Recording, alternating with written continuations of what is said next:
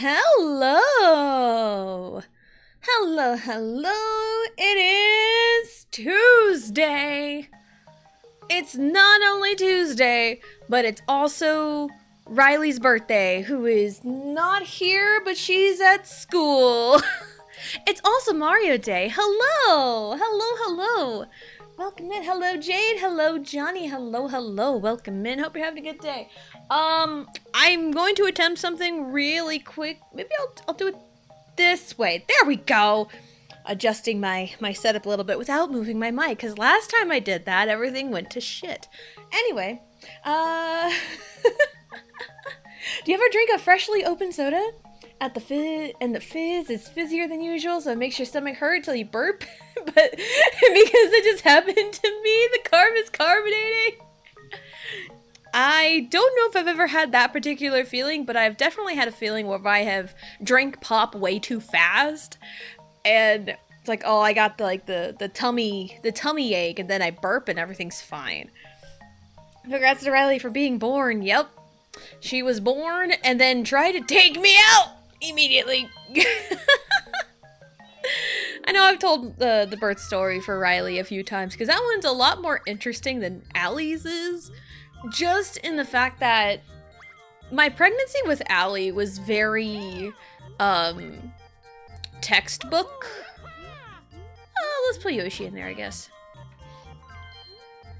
We're going to the birthday cake, because I have decided that already, and also, I had already had it in my head that I was going to play as Peach today on Peach's birthday cake, because Riley loves Princess Peach, and before taking Riley to school, I had asked her, hey, can I play as Peach today? And she's like, yeah, you can play as Peach. I was like, okay. So I got permission to play as Peach today, which I was already going to do that anyway. Children are funny. But yeah, Allie's birth story was very, textbook. Very textbook in the way where it's, hardly any complications. Everything went quote-unquote right. And, no complications after. Everything was, all hunky-dory. But then Riley's, the pregnancy leading up to the birth was very similar and very normal things for a subsequent pregnancy, because if it's your first pregnancy, there's a lot of things that can happen, and if it's your second pregnancy, or even third, fourth, whatever, a subsequent one, there are different feelings that you feel while pregnant a second or third time. So, and I was feeling the normal amount of those. And then leading up to the actual birth, half an hour after I gave birth, nurse comes in, does the normal press on your stomach to start shrinking the uterus. And she's like, hey, you're bleeding more than normal. Let me go get the doctor. And then next thing I know, I closed my eyes, it was 4 o'clock. And then next time I closed my eyes, it was 9 o'clock. So, there you go. And TLDR, I ended up with preeclampsia, which is very strange in a way, because normally you can pick that up through, your... So whenever you're pregnant, you have to pee in a cup, literally all of the time. It's just a fact. They gotta check your urine for specific numbers and stuff. It's just a normal thing they gotta do. Totally, normal, nothing out of the ordinary.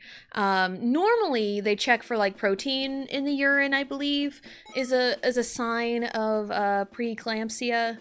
And normally if they see that, they're like, oh, there might be preeclampsia here, we'll take the precautions, whatever.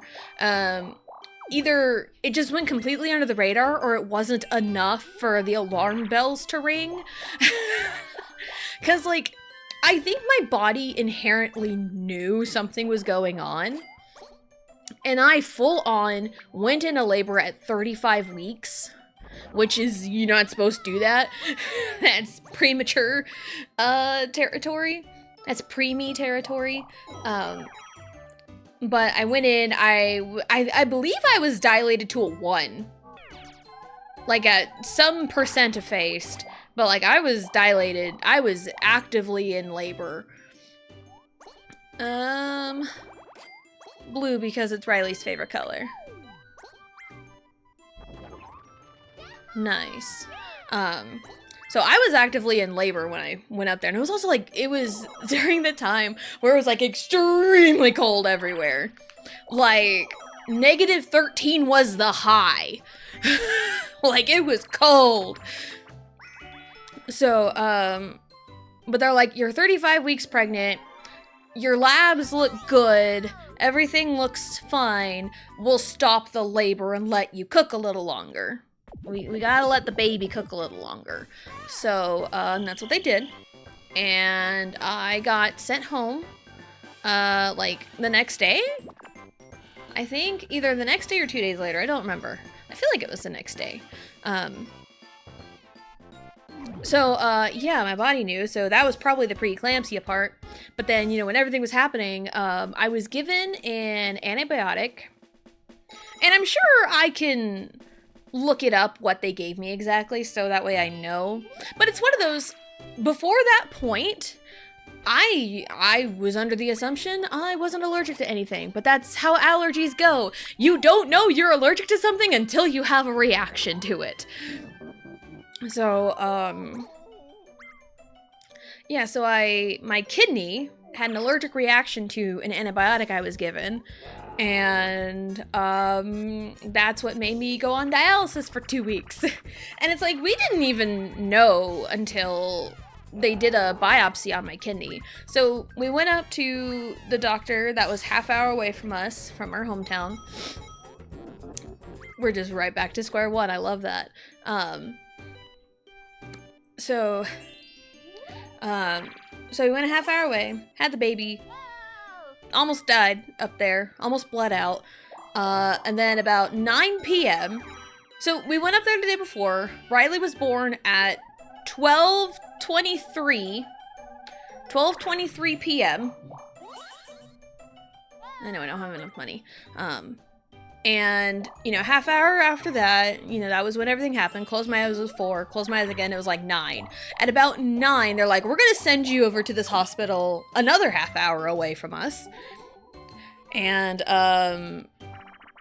I get sent over there, and it was about midnight, it was like 10 p.m., midnight, 1 a.m., something, when they decided, we're gonna fly you over to this other hospital, this bigger hospital that has more resources to figure out what the fuck's going on with you. They didn't use that language, obviously, but, you know, trying to figure out what was wrong. So they sent me, I got flown. And also, thank goodness for state health insurance, because the plane ride alone was $80,000. Yeah, $80,000 was the plane ride alone, much less everything else they did to me at the hospital. So thank God for state health insurance. So yeah.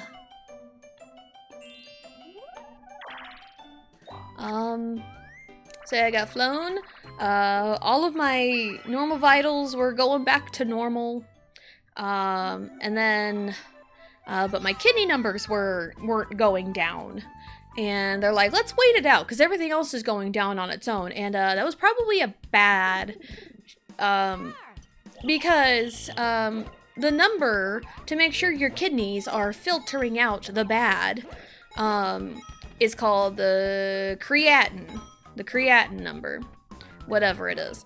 And if it's anything above a 1, that's a sign. It's like, oh shoot, your kidneys are going bad. Let's get it looked at. My creatinine was like 11. Talk about turning it up to 11, am I right?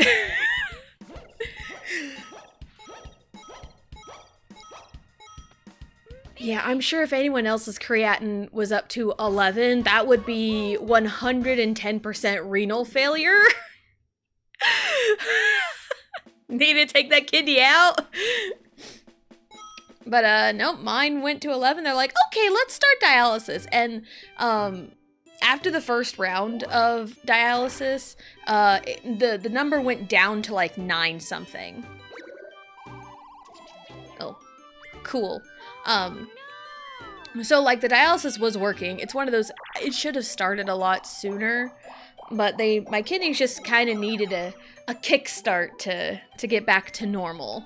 And I was only on dialysis for like 2 weeks, because like in the hospital I was daily dialysis, and then after I got out of the hospital, they got me to go to a place to get dialysis done, and that was like 3 times a week, and I only did that for like 1 week. Saved me from having to piss in a big old container and have to keep it overnight. Saved me from having to do that. Oh, get him, get him, get him! Aw. It's fine. Oh, happy birthday, Mario! Happy birthday, Riley! Yeah! It is also Justin Herbert's birthday. He is the quarterback of the Los Angeles Chargers football team. And also, happy birthday, Chuck Norris. It is also his birthday. Get him! Get him! Get him! He's tripped twice! Get him! Oh my god, this is pointless. This is a failure. My birth was also complicated. It was 2 months early. 2 months early? That's crazy. I mean, one of my husband's cousins had a baby stupid early. I don't know how early the baby was, but very early. So, and I also know my oldest brother was a preemie. And it's one of those. This is okay. This is unheard of. My oldest brother was a 7.5 pound preemie. Which 7.5 pounds is a pretty normal baby. But the reason they knew he was a preemie was, I think he didn't have footprints quite yet. Because the last 2 things to develop in a baby are lungs and the feet prints. And that's usually the go-to signs, like, oh, hey, it's a preemie. Because my mom, her periods were, like, super duper irregular.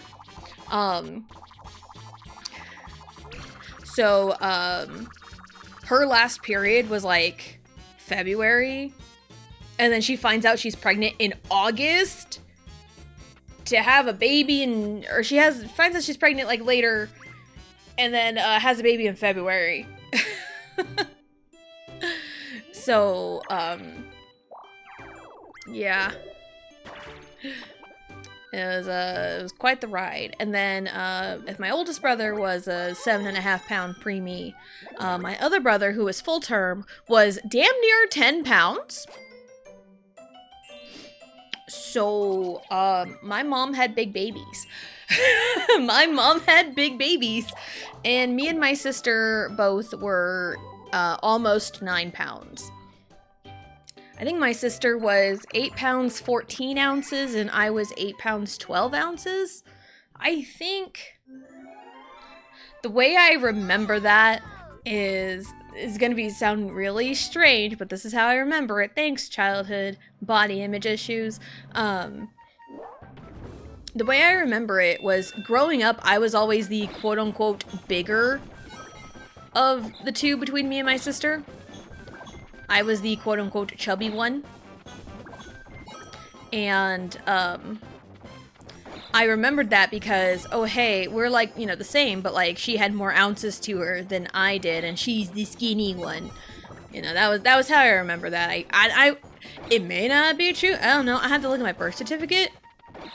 I'm pretty sure I was 8 pounds 12 ounces when I was a baby. But yeah, my mom had a 7.5 pound preemie. Another one almost 10 pounds. And then both me and my sister were almost 9. So when Riley was born, she was like 7 pounds, 9.9 ounces. We always rounded it up to 10, because it was just a lot easier. But Allie was 7 pounds, 9.9 ounces, and then Riley was 8 pounds, 2.8 ounces. So, yeah. And, like, the weight you are at birth means nothing, honestly. It's really how much weight you gain as a baby. So that's really what matters. My mom was stuck on the toilet, not knowing what to do when the home phone rang. My dad answered. He was supposed to be having work dinner, but came home early because he wasn't feeling well. I think, oh, okay. Okay. Yeah, and I also remember, this is why my hometown doctors always suck. It's because when my mom went into labor with my older brother, her second baby, the doctor tried to keep her there until he went on vacation. Yep, that's a really crappy doctor right there. And like, she went in like a couple days before she had the baby, and it's one of those like, oh, let's wait and see if she dilates. Let's wait and see if she has it naturally. Because my mom wanted to have it naturally because my oldest brother was an emergency C-section because she couldn't dilate past a 4. And you're supposed to dilate to a 10 to have the baby. So, but then she, as she was in labor and pain and everything, they kept checking her, would not dilate past a 4. Just, her body wouldn't do it. So, she kept demanding, hey, I would like a C-section, please. Like, I don't want to be here. Like, I need this baby out of me. Give me the C-section. And they kept putting it off and putting it off. And, later, she finds out that, the doctor that was seeing her was supposed to go on vacation. Like, the day she needed the C-section. And it's like, bro, what? So, luckily, she put her foot down enough to get that C-section. Like, yes, pop off queen. Go, mom. So, yeah, it was that was a rough time. That's why I will not trust my hometown doctors. They are awful. So, yeah, that's why my mom, when she was pregnant for both me and my sister,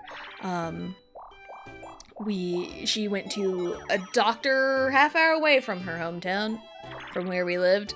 And like, I think that's for the best, honestly.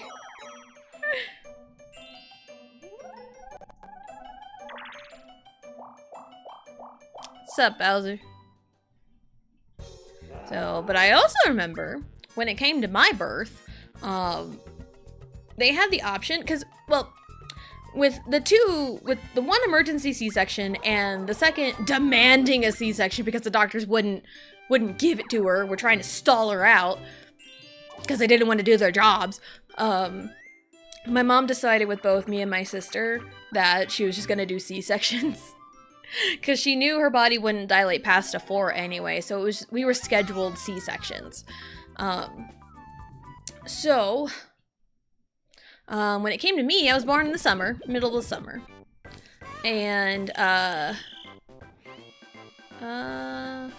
none of those are gonna yield me good money, so...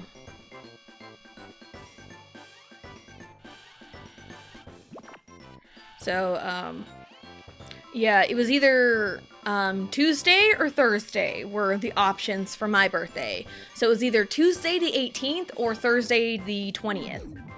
And it was middle of July, so like All-Star Baseball was going on, like All-Star Little League was happening, and my dad was coaching. And I think the reason they decided on the 18th was because there was a game on Thursday, and Dad didn't want to miss the game on Thursday. But also, it's like, I get it, because like, if you have the option to choose on a C-section, that means you're gonna have the baby that day. So... so they chose to have me on the 18th. Because there was a baseball game on Thursday. I mean, hey, I already like to think I exist because of baseball pants. So my birthday is the way it is because of baseball. So it's just ingrained into me from the get-go. I just think that's really funny.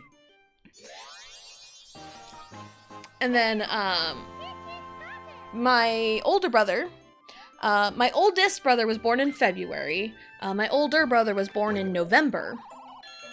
And so being born in November, my mom was pregnant with him all summer long, and my parents played co-ed softball. And so my mom played while pregnant with my brother like the entire summer. And I know being pregnant during the summer absolutely sucks. I am so glad I avoided like the bulk of summer, like super duper pregnant. Because, yeah, I was in, like, the early stages of pregnancy with Riley during the summer. But those were the early stages, and I was still fairly mobile. And with Allie, we didn't really quite get into the thick of summer just yet before I had her. Because Allie was born June 15th. So not quite bulk of summer yet.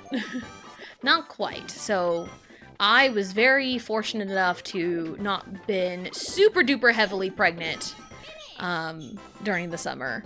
I'm thankful because I've heard it's awful. I have heard those feelings are very awful. So yeah.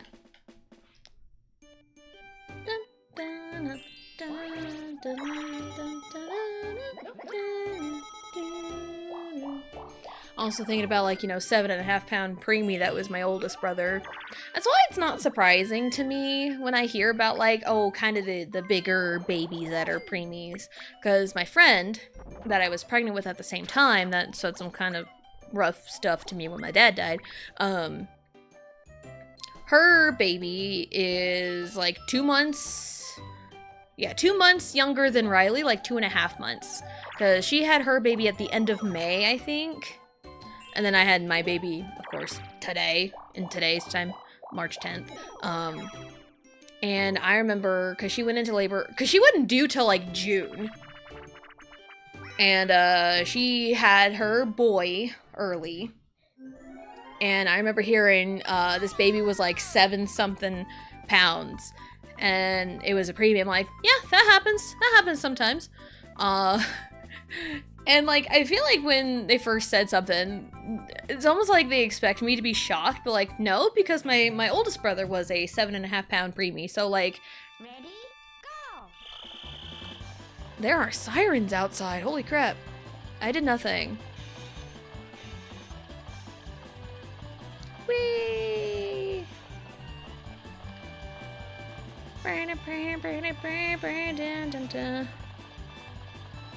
So yeah, 7.5 pound premature baby doesn't worry me. Doesn't shock me in the slightest, because, like, I've seen it happen. Because my brother was one.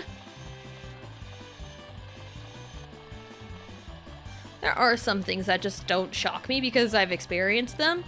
So... Hold on, I don't know how loud the game audio gets. I'm gonna bump it down a little bit, because I always have to turn it up for Final Fantasy. Because, like, Final Fantasy runs a little quiet. And I don't know how it is compared to everything else. But anyway, I just bumped it down to a smidgen.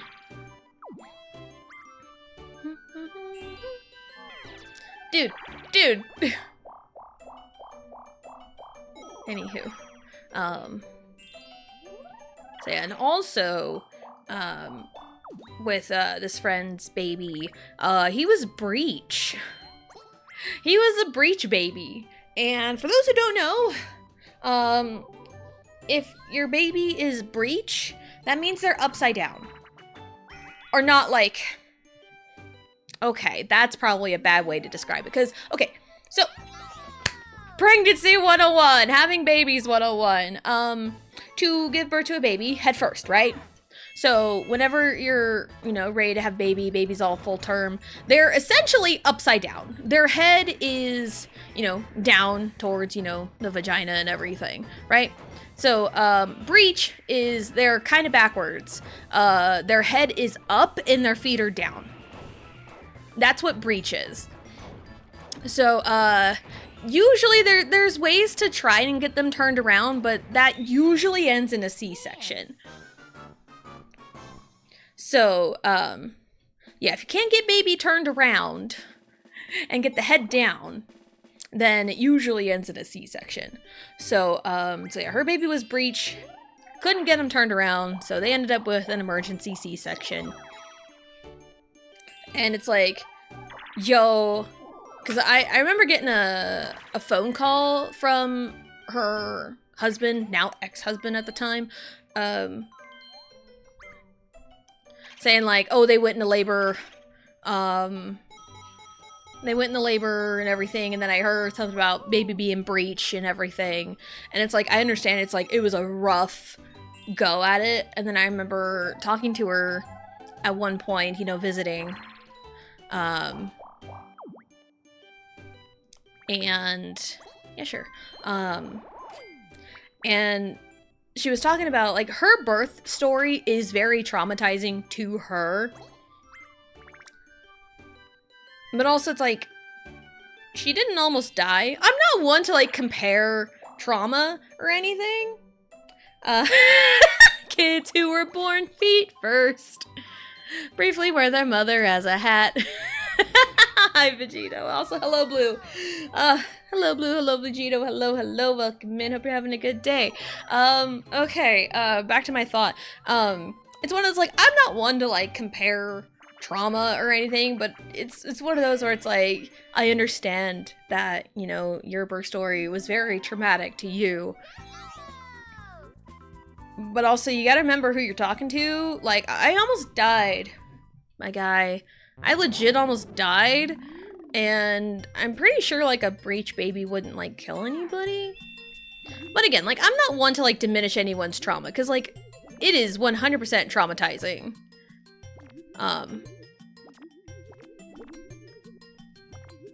Yeah.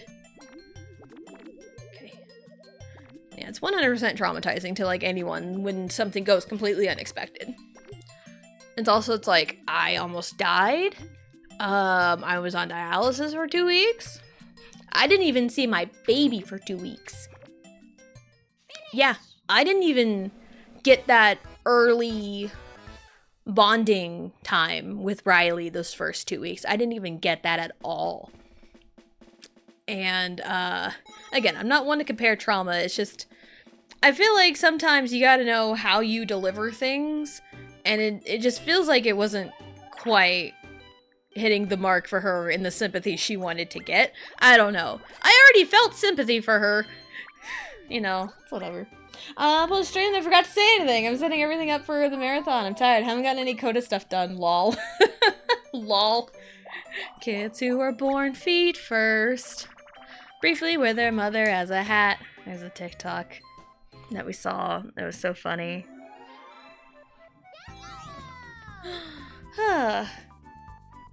But yeah, also,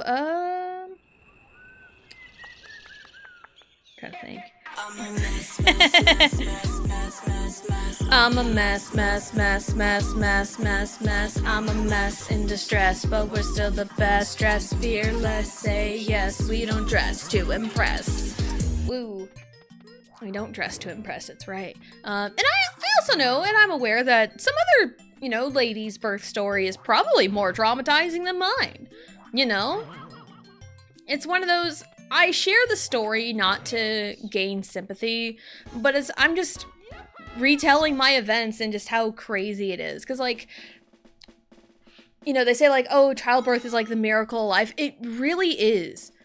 Because you don't really understand how dangerous pregnancy is. Like, it's awful. Anything can go wrong at any given time. You have to be, like, super cautious of what you intake. You know, you can only take specific medications. And I also know a while back there was a whole freaking thing about, like, Tylenol, right? Here's my side of that. Or like, oh, Tylenol, taking Tylenol while pregnant causes autism, yada yada yada yada. Here's my take. I was always told that Tylenol was safe to take while you're pregnant. My doctors always told me that. Tylenol is safe to take. Tylenol and Benadryl are like the two safe things to take while pregnant. I was always told that. So my front is listen to your doctor. If your doctor says it's okay to take and you need to take it, take it. If your doctor says it's not okay to take, don't take it. It's that easy. It is literally that easy. Listen to your doctor. No! How do they even hit me when I'm up in the air like that? Like, for real.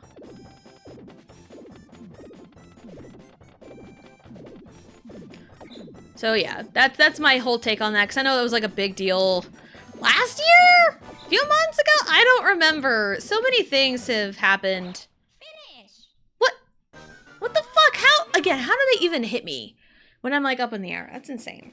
So yeah, that's my whole take on it. Like, I was always told it was okay to take Tylenol while pregnant. And also, I wasn't like downing bottles of Tylenol, because like, again, taking too much of anything will literally kill you. I only ever took anything if I absolutely needed it. So yeah, and also the ones that were like taking a bunch of Tylenol in protest, quote unquote, to that are the real idiots here, because like, yeah, taking too much of anything could kill you. Like, taking a lot of Tylenol will freaking destroy your liver. Like, dude. Like, seriously. So, yeah, it's one of those, just listen to your doctor. Just listen to your doctor. If the doctor says it's okay to take Tylenol and you need to take it, take it. If the doctor says it's not okay to take it, don't take it. You know, and it sucks because you are so limited in what you can and can't take regardless. So it's just one of them, you know. But in terms of like what the woman goes through, you know, during pregnancy and everything, like, they're troopers.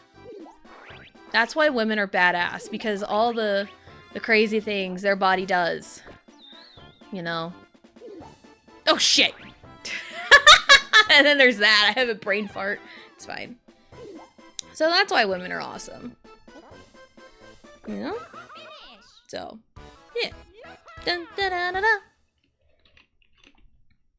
And here lately I have seen this trend on TikTok that I like, my heart goes out to all of these ladies.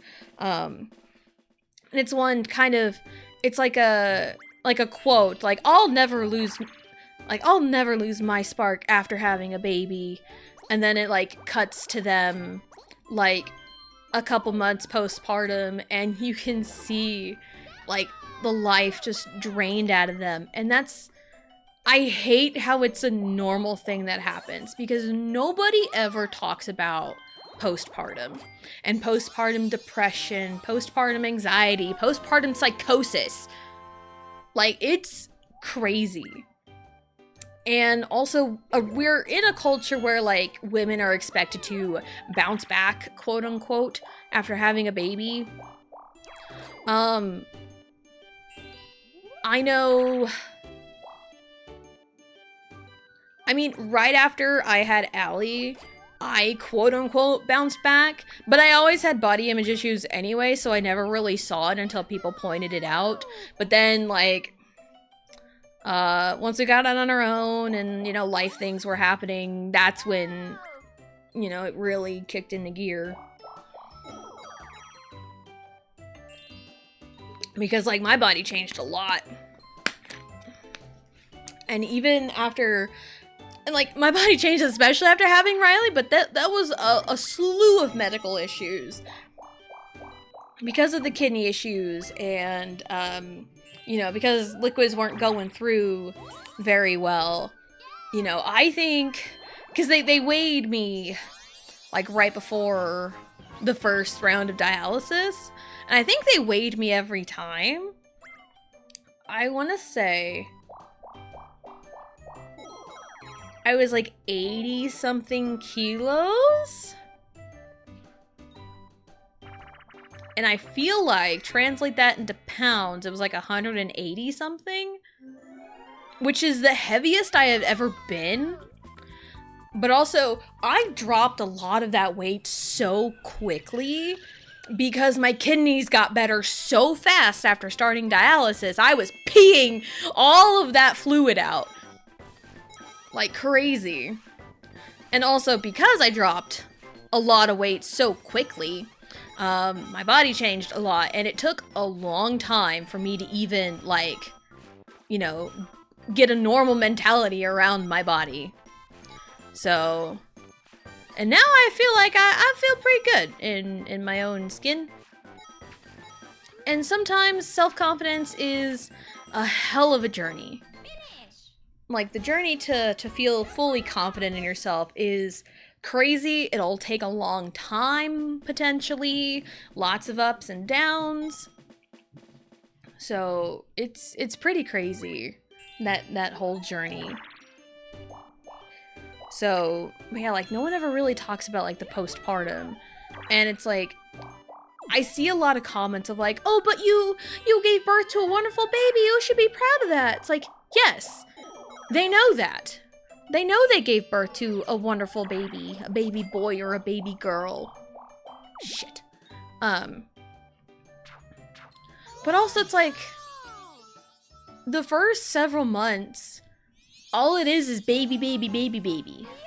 Baby this, baby that, you know? Where's the mom in this? Like, the mom also needs to be taken care of too, and that's where a lot of the postpartum depression comes in. You know? And it also doesn't matter if you're in a happy family, a toxic family, what have you. It can happen to anyone. And that's what's terrifying about it. It can happen to literally anybody. And it's also really scary if you don't get the help you need for it.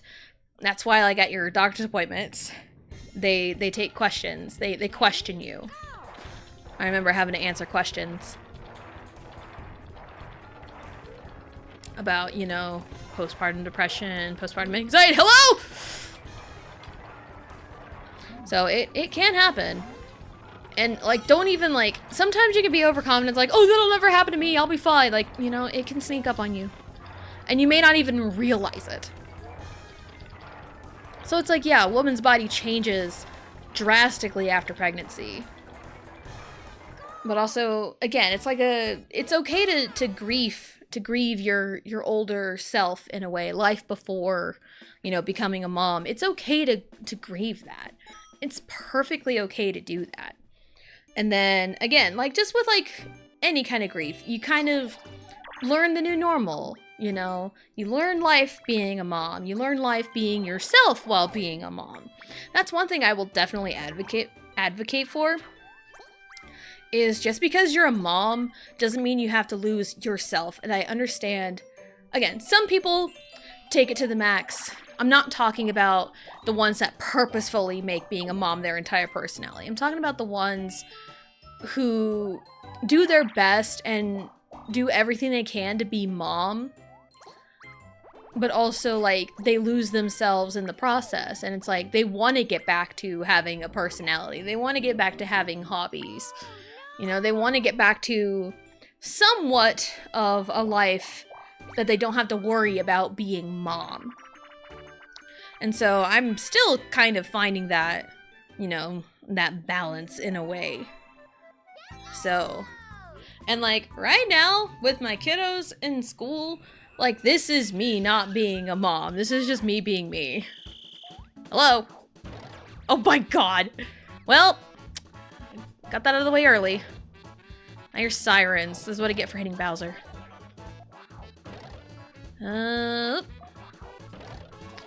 Wow, okay. Okay.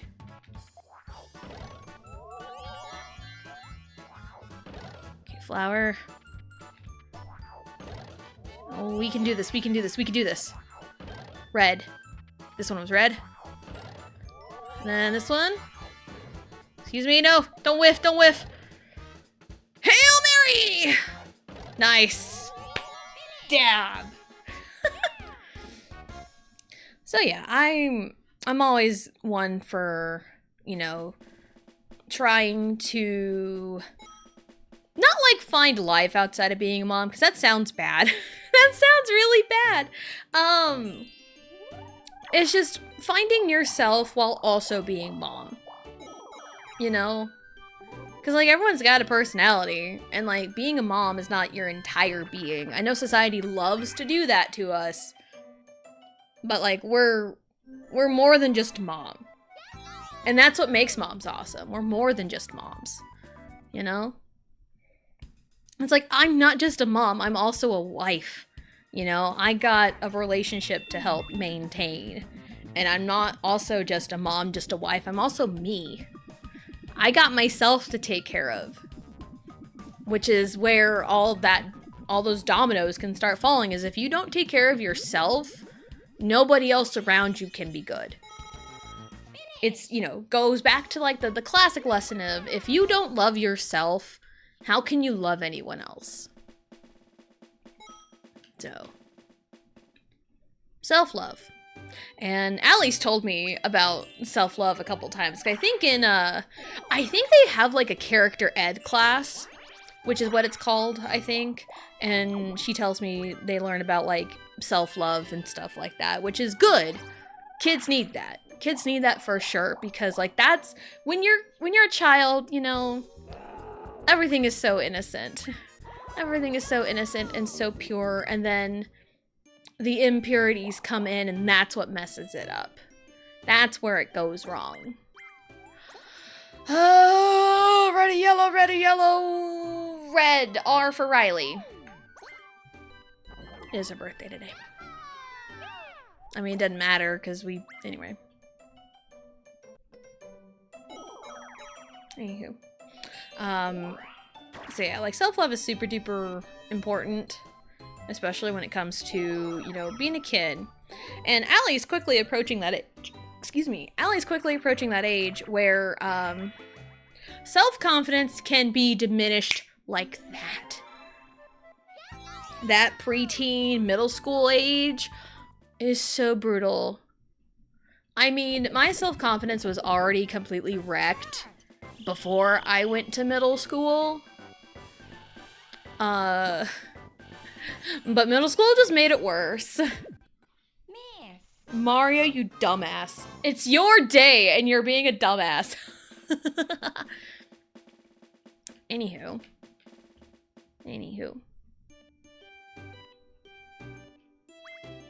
So yeah. Life lessons with Tessa Jane.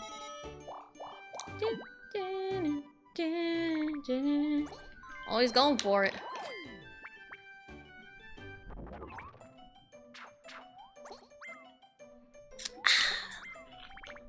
Anyways, let's go on a lighter note. What's everyone doing today? How's life going? How's life? Today's Mario Day. Today's Riley's birthday. We brought cookies to school and Riley was so excited. She kept telling everyone that it's her birthday. It's so funny. That's her birthday. She's 5. She's 5 years old. Dude! Man. I mean, I wasn't gonna get a star anyway, but still. Oh, I have the bulb. I am in charge. Yeah, let the lady be in charge. Let the princess be in charge. I mean, I'm all for, you know, women in power. It's gotta be the right woman, the right person in charge. Like, you gotta be qualified, you know? I would rather trust someone with, like, you know, good qualifications than someone who just got the job just 'cause. Like, if the personality hire just happened to be skilled enough to do the jobs, like, oh yeah, I'd trust it. But there's some quote-unquote personality hires that are, not quite sufficient. Yoshi! Stop blocking me! Yeah, that's right. I'm the one with the bright ideas. Take that, bitches!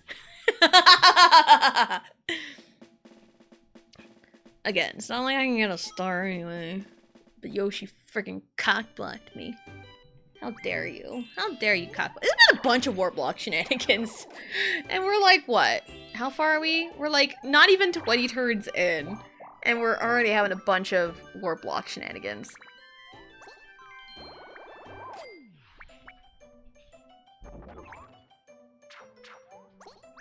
Hello, Antonio. Hello, hello. Welcome in. Hope you're having a good day. Alright. What kind of damage can I do? Thank you for the money. Thank you, thank you. How many stars? Because it got stolen. I think I landed on the Luigi plant. I think. I landed on somebody's plant. Oh, it was Mario's. It was Mario's plant, I think. Because it was up top. And then I went to Bowser, and then everything went to hell.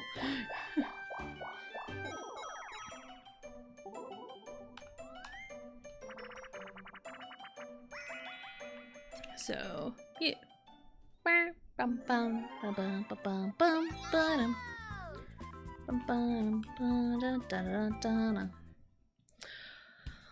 Also, this week, spring break is coming up. Spring break is coming up. So next week will be kind of fun, stream-wise. Thursday is the last day of school before spring break. So, yeah. Also tonight, there's like a little family deal at the school. And they're doing like a little Mario Kart themed thing. Something about like building cars and racing them.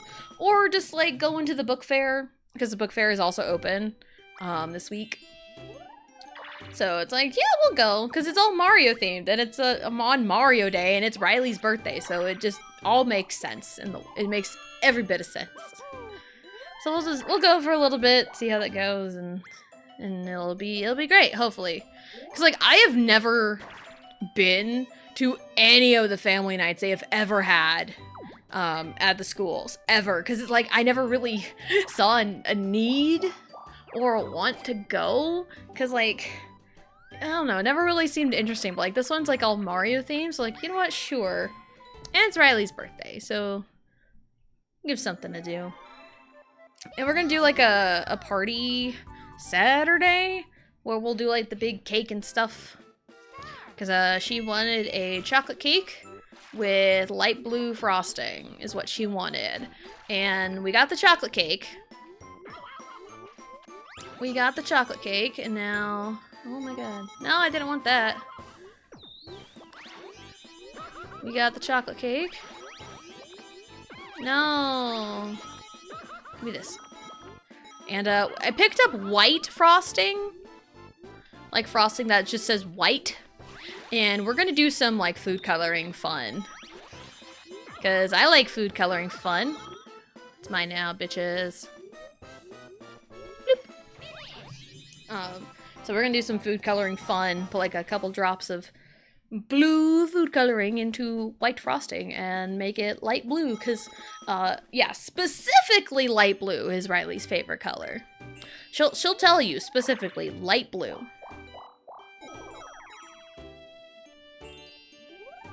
So, that's our favorite color. So, and like, in terms of like actual spring break, don't really got much of anything planned. You know, like nothing. Just gonna be sitting at home. I mean, maybe her grandparents might have something planned, but I don't know. I don't know. I'm sure the kids will want to go up there for, you know, spend the night, but like, I don't know. Granted, the last time they tried spending the night, Riley really wanted to come home, and Allie cut her finger. So I don't know. I don't know how all that's gonna go. So we'll cross that bridge when we get there. We'll cross that bridge when we get there. I do remember when I was a kid, taking trips spring break. We'd always like go to, you know, the big city because we were, you know, small town kids. We'd always go to the big city and do all kinds of activities. There was this hotel. It's not. It was a Best Western. It used to be a Best Western when I was a kid.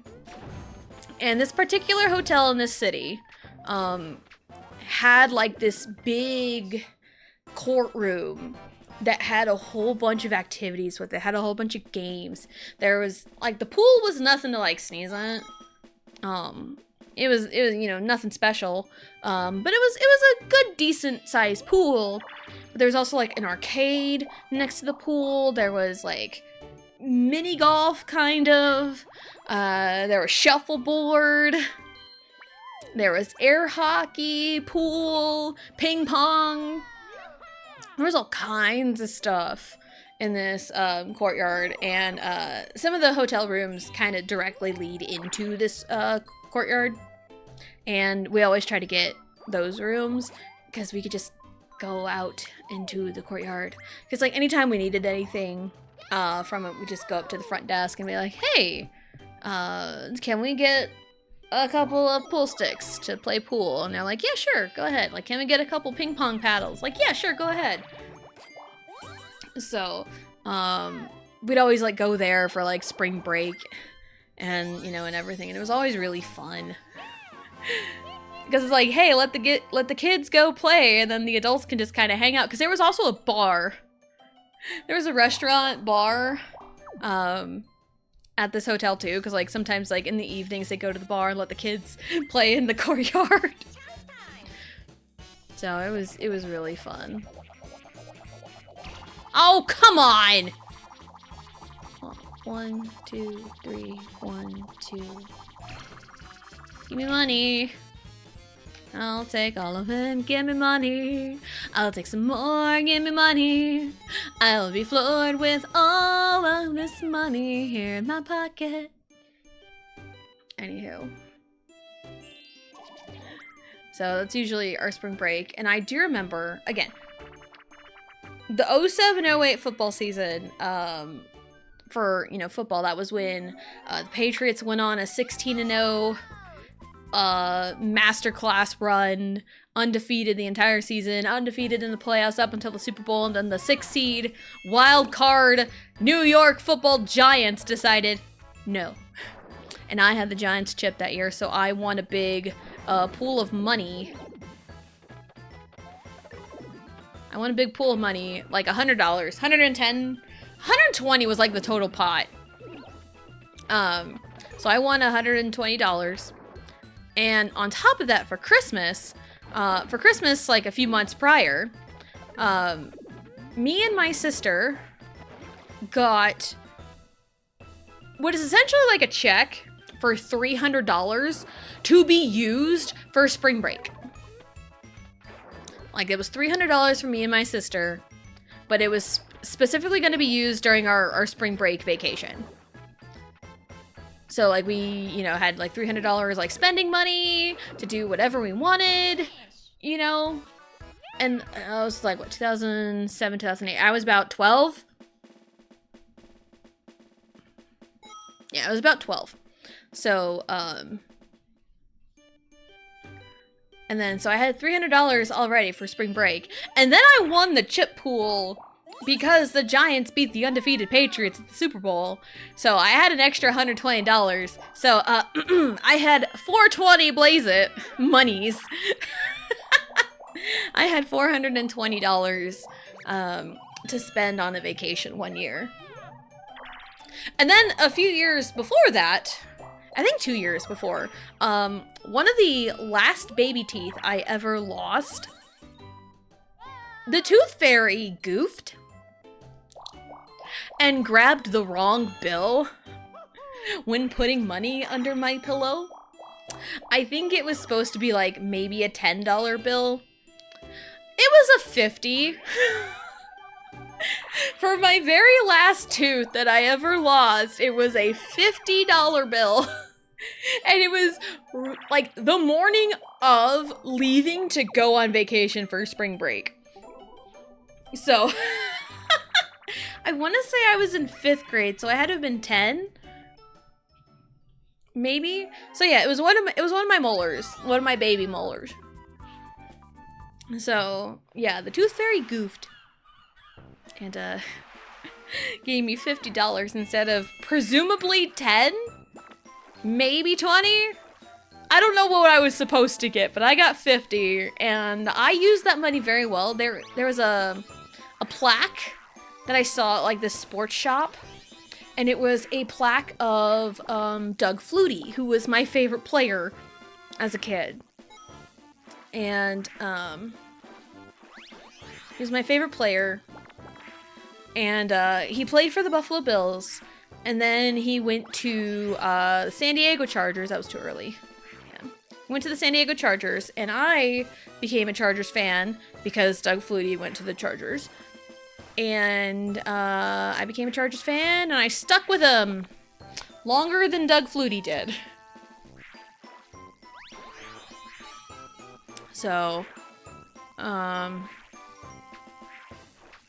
straight flexing, getting something from the front row. It's hard to do as a human. So it was like a little placard of Doug Flutie and like some of his like stats and everything. And like I still have that somewhere. I know I've got it somewhere. So I saw that and I was like, oh my god, that's perfect. So I bought it with my Tooth Fairy money because it was like just under $50. So there you go. There's some Tessa Jane lore for you.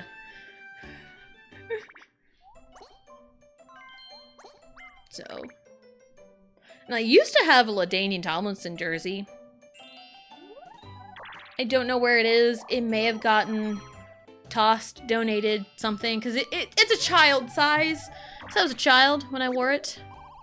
Okay. So it's somewhere in the abyss. I have plenty of money, yeah. I need to get aggressive with the stars. Isn't it a pretty flower?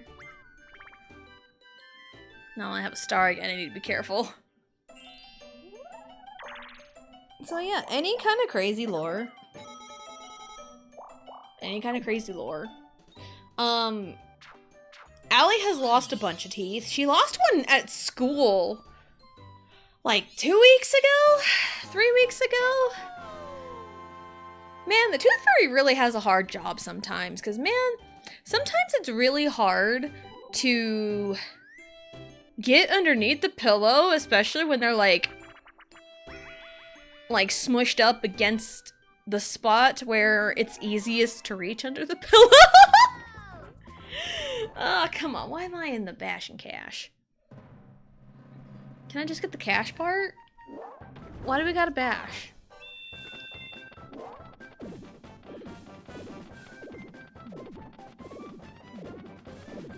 Hello? No! Damn it. Again, I don't understand how they can hit me while I'm in the air. Dude! They're so good at the hammer, but I'm so bad.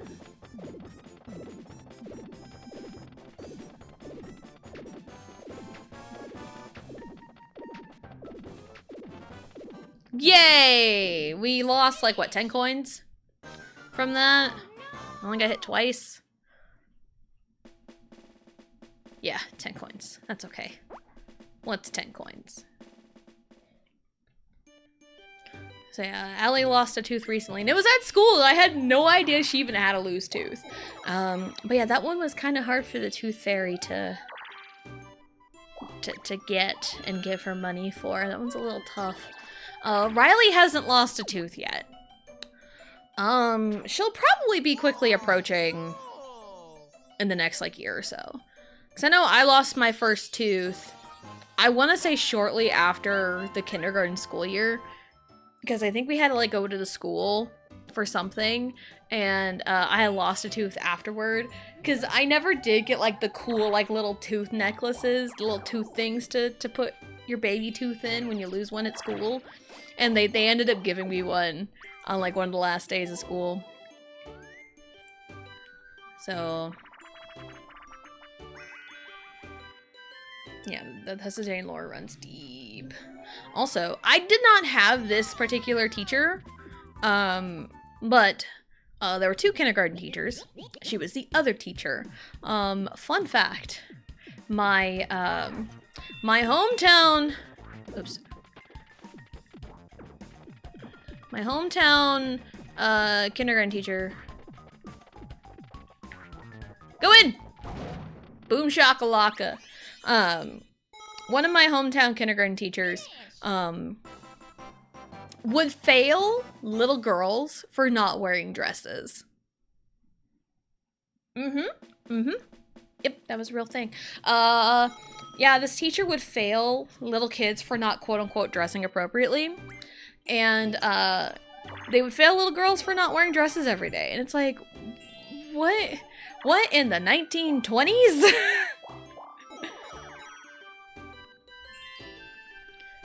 Ugh, it was, kind of crazy.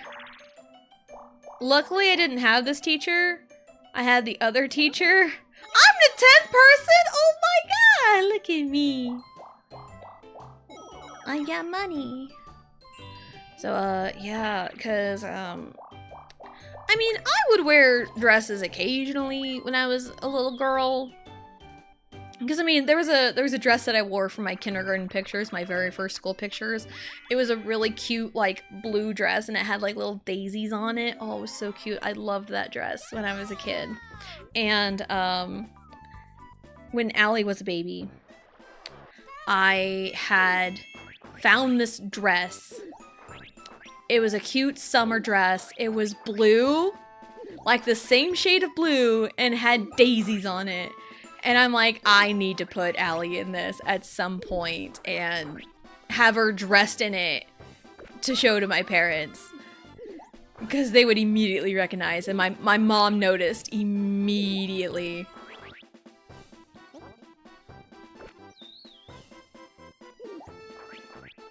Dun, dun, dun, dun. Get some food? Alright, you get some food. Bum, ba-dun, dun, dun, dun, dun. Peach wins. Woo!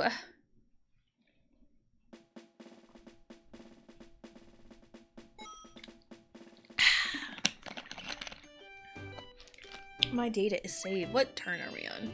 27. Yeah, this board goes by really, really, really fast. And honestly, 2.5 hours is like more than enough time for 50 turns on Peach's birthday cake, but we'll fill out the time. We'll pad it out. If we're not done before 3. Or if we are done before 3. Because, like, it's just Peach's birthday cake is just super duper linear. And there's really no extravagant board events to really stop it. Because, like, Yoshi's Tropical Island the other day, there was a lot of, like, one-player games that got played. And that kind of slows down progress a little bit. But, like, here, there's no, like, deciding on directions. There's no taking time to count how many spaces I need for anything. So it's just kind of a go. It's just go mode. Oh, thank God. Dun, dun, dun. Now, it would be really helpful if it gave me a fast block. If it gave me a fast block next turn, that'd be fantastic. I landed on a blue space. Is it Mario? I think I might be Mario. Not me.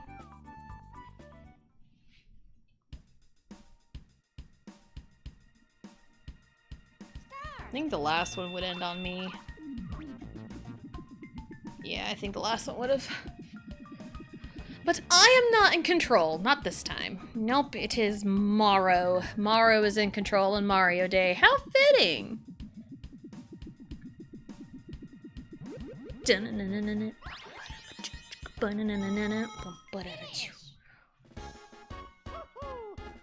Woo.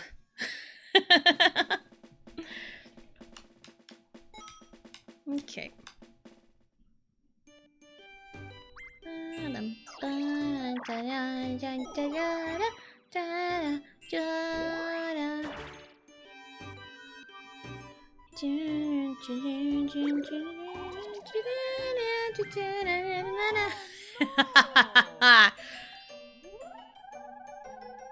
Okay, good. Ooh, that was so close. That was so close. I almost died. I almost lost my star. Yoshi lost his though.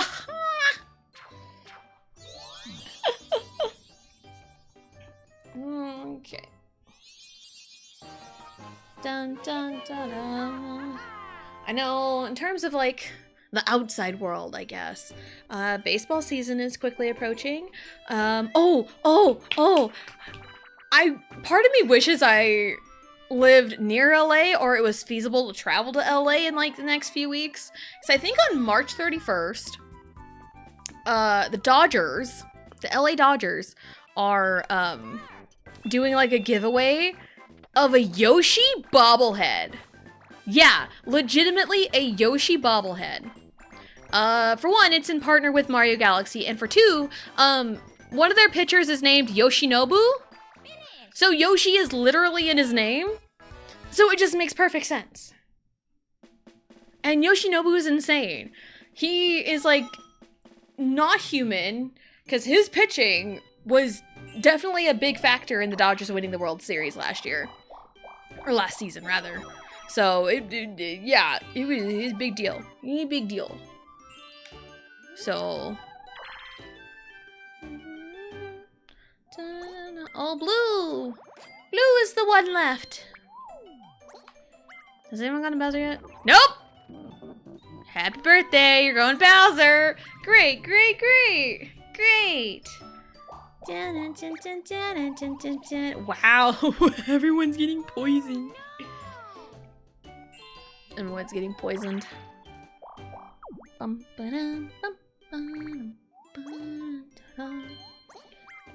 So yeah, I'm excited for baseball. I'm very excited for baseball.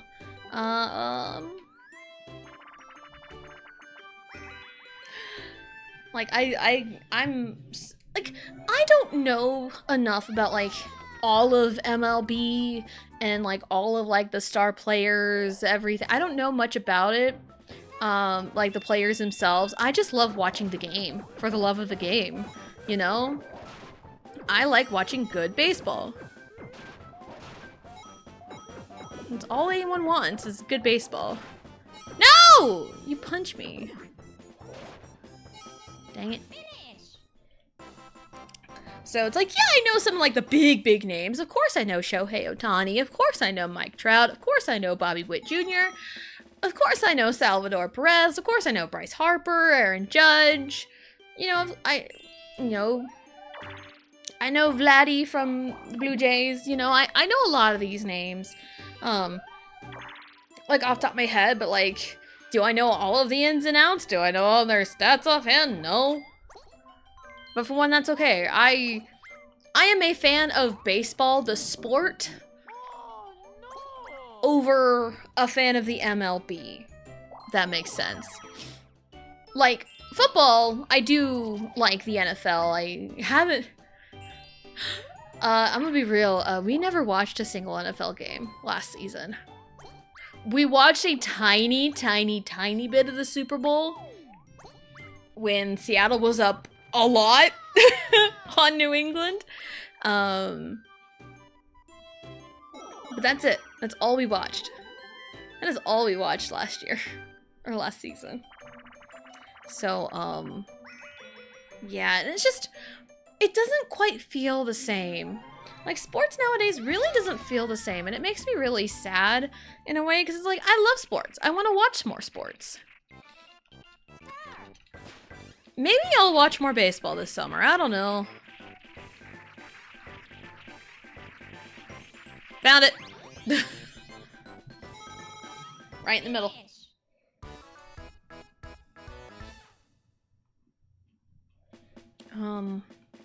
So yeah, maybe I'll watch more baseball this season. I don't know. I'll try to keep track of it more. So, I know the World Baseball Classic's happening right now. And I've seen some clips. I know Bobby Witt Jr. had like this amazing play at shortstop. He's so good. He's so good. I know I've said like, oh hey, I'd say I'm a Royals fan. But it's one of those, I've kind of almost fallen out of love with the team. It's like, I'll still appreciate them. And it's like, their 2014, 2015 back-to-back appearances at the World Series and winning in 2015 was what really made me love the team. And then immediately after that, they sucked. Which is so stupid. How in the world do you have a world championship team that immediately sucks the next season? Like, how does that happen? How does that happen? And I don't even think anything like super duper major happened. You know?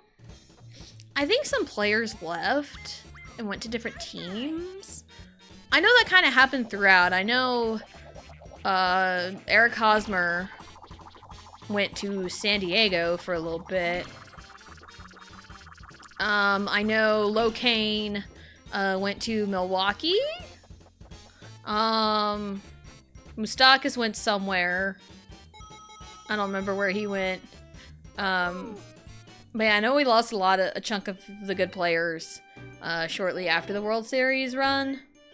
But yeah, it's like they immediately sucked, and it's like, what? It's kind of heartbreaking to see that, because it's like, the reason I gravitated towards the Royals that year was because of the way they played. They brought small ball back.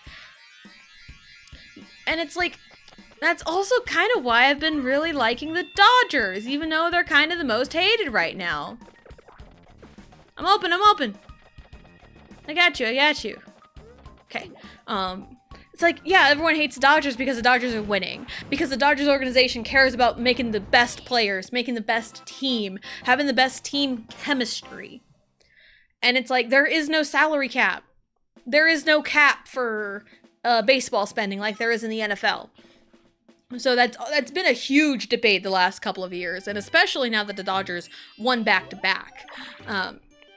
But it's like, the Dodgers are spending money to get the best players on their team.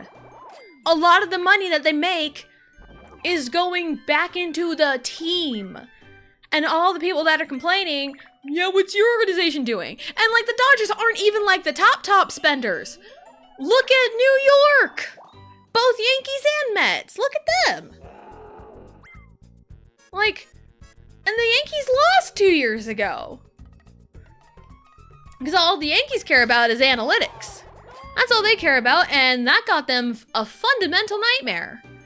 Because the team was lacking in fundamentals. That's how they lost to the Dodgers 2 years ago. And Toronto got cocky. That's what happened with Toronto. They got cocky. And just couldn't do it. So yeah, that's essentially what happened. It's like, if you're going to like look at the Dodgers, like, you're spending too much money. Why are you guys so good? Well, they're spending it on all the right things. And I know like NFL has like a cap, a salary cap.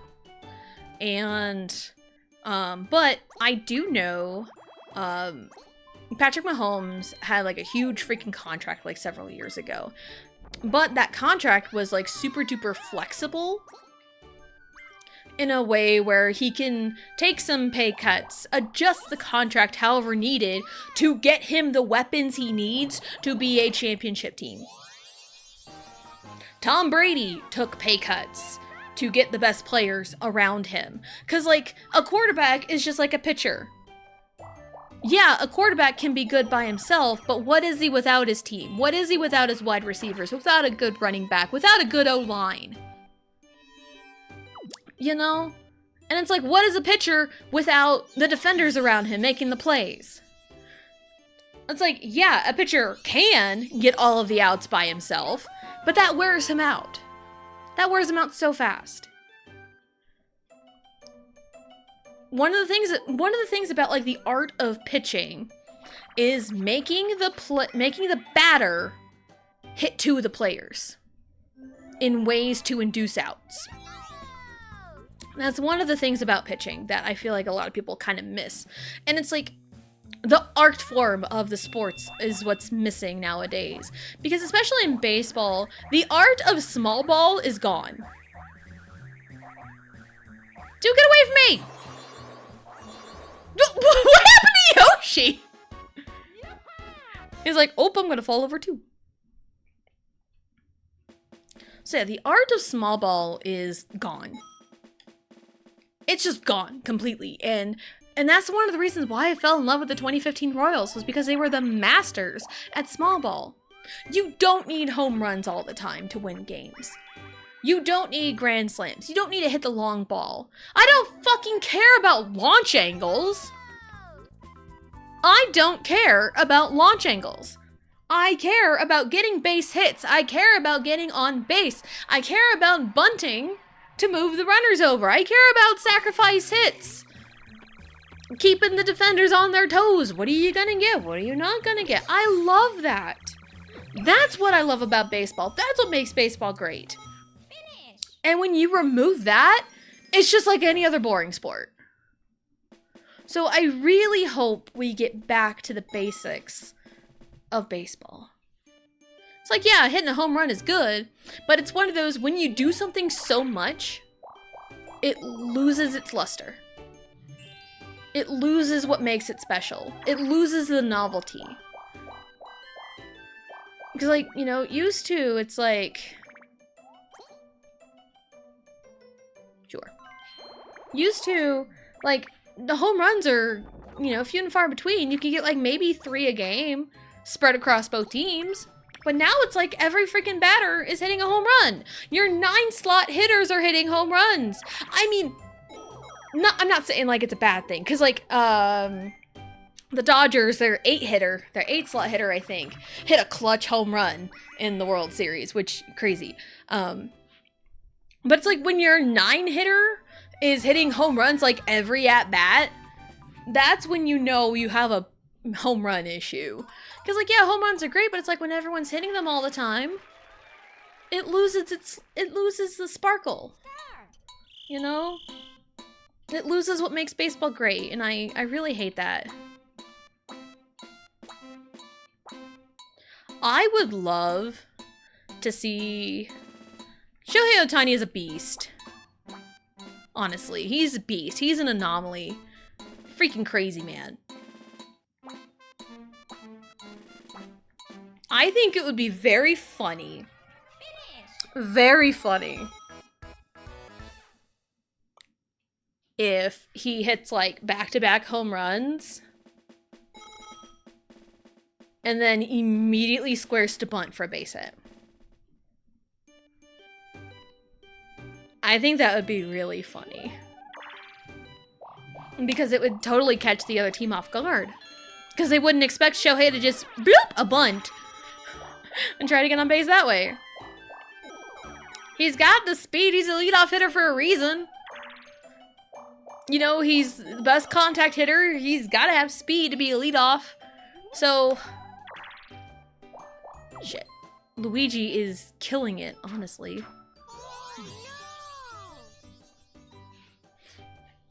He is destroying the competition right now.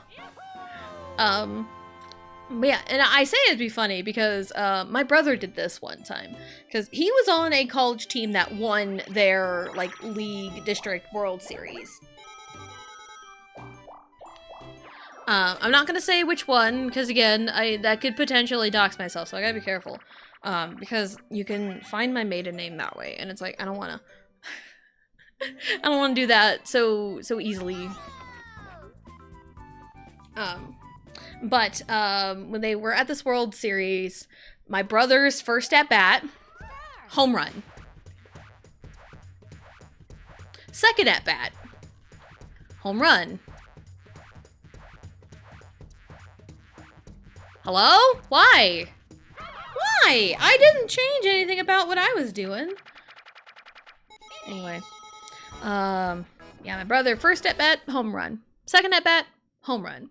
By the time he goes up there, for his third at bat, everybody scoots back, knowing he's gonna hit the long ball. What does he do? Lays down a bunt. Lays down a bunt. Stuff like that is so funny to me, because I like being able to do anything. And this is also a good argument,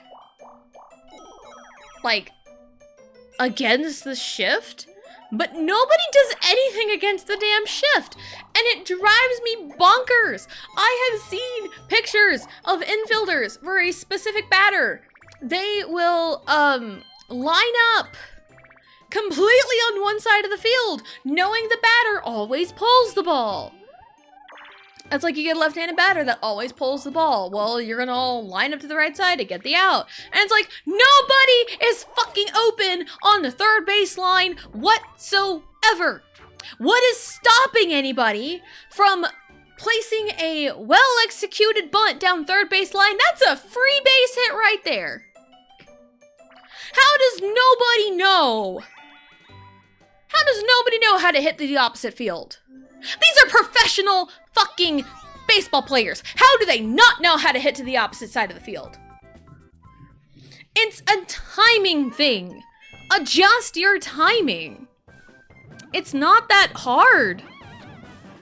It's like, can I go in there and hit a 90-mile-an-hour fastball? Probably not.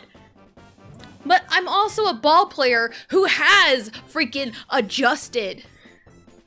Like, yeah, my natural swing, I always hit to the opposite field. That was kind of my natural swing and the way I timed things.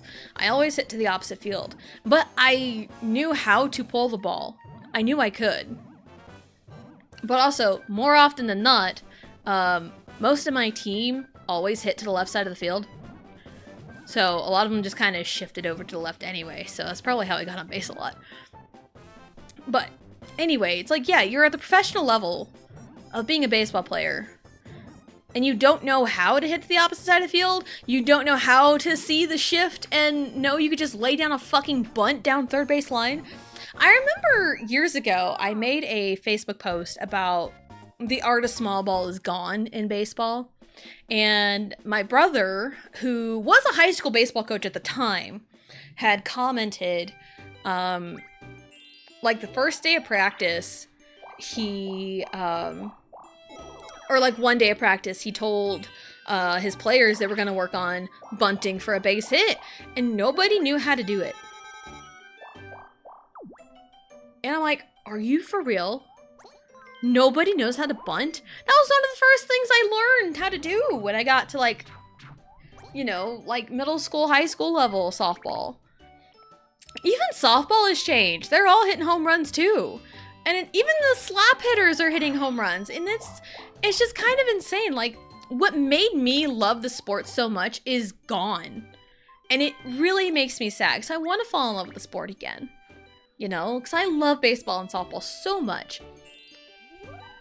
So, it makes me so sad to see the sport I once loved being treated like garbage because nobody knows how to hit to the opposite side of the field. No one knows how to bunt down third base line.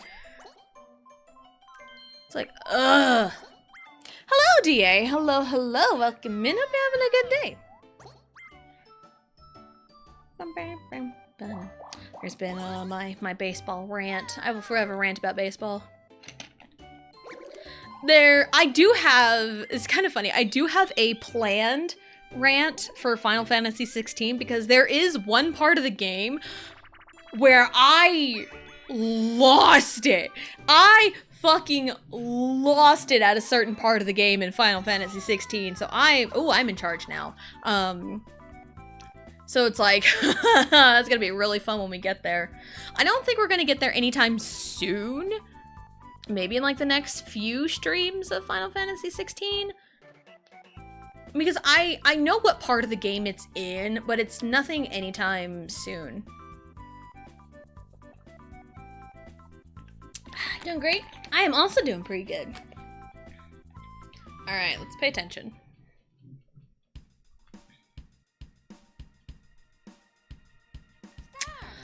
This one? I might be wrong. I was wrong.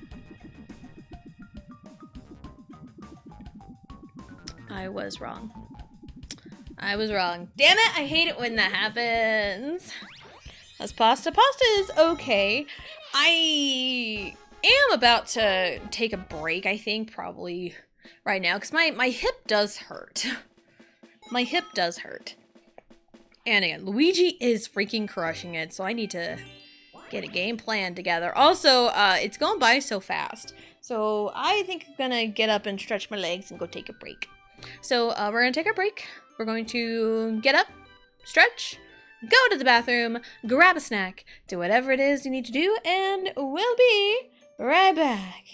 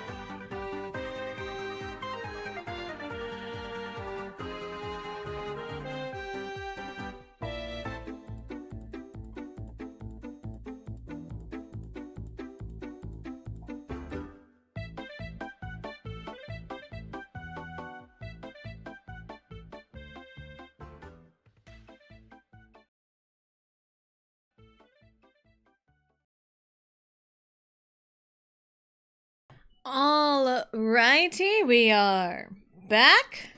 Hey, where's Zeke? The Zekinator. Also, I saw the streak. I saw I'm a mess, I'm a mess in distress, but we're still the best. Stress, fearless, say yes, we don't dress to impress. Alright, and I did see hello Roxas, hello, welcome in. Hope you're having a good day. I saw you in chat right as I hit mute and shifted the scene. So, well, hello. The Zekinator, I just got back as well. Welcome back, Blue. Alright. Yeah, we really need to figure out how to handle our Luigi problem. Because he needs to be stopped. Like, it's bad. Does he have any... No, I've got a bunch out there. The problem is no one can keep money long enough to really set these up. So, we'll figure it out.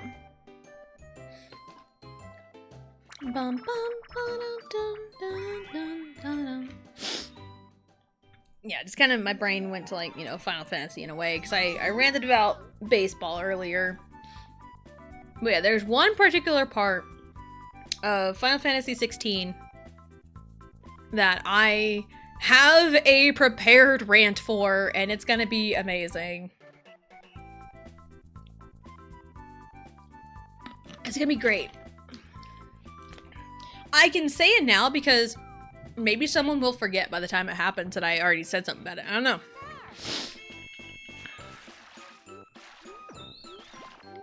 Bum, bum, bum, bum, bum, bum, bum. About my way, Yoshi. Bloop. Dun, dun, dun, dun. Bloop. This one. Whee! Done. Excuse me. Tired. Didn't go to sleep till almost 5 a.m. Oh, that's crazy. That's real late. That is real late. If you need to, like, go take a nap, go do that. Go do that. I think... I don't stay up that late anymore. The latest I've stayed up is probably like 2 a.m. Sometimes I'll stay up till 2 to help my husband wake up early for work. But, yeah. No place I've long in the moment is a Shadow Realm. Fair. Alright. What's gonna happen? Trade stars! That's not gonna help me. That might help me. How much money does he have? Oh, he's got enough. He's got enough. So yeah, and I also understand, like, some people mean, like, oh, hyping up this one thing that I have a rant prepared for. I feel like nothing can prepare you for what it is I will rant about in Final Fantasy 16.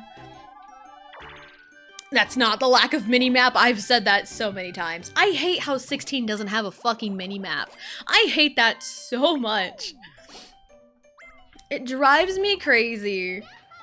Like, a lot of my nitpicks would be greatly diminished if the game just had a fucking minimap.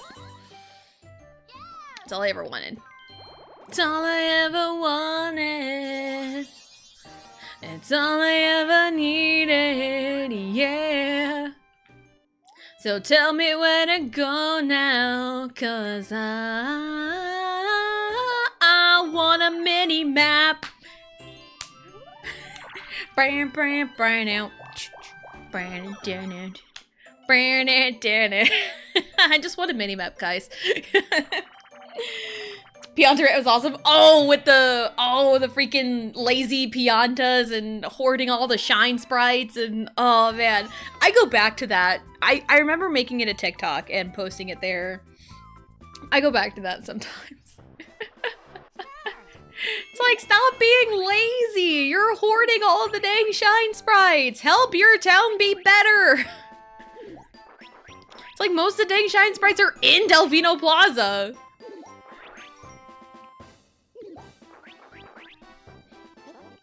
Oh man. So yeah, I don't think anything can prepare you for what is about to happen in Final Fantasy 16. For me, that's so worthy of a preemptive rant. It won't happen in the next stream. The next stream I'm very hype about, because there is a boss fight coming up that is very, very good that I really, really liked, so that'll be good. And I do know another boss fight later on that is also very good.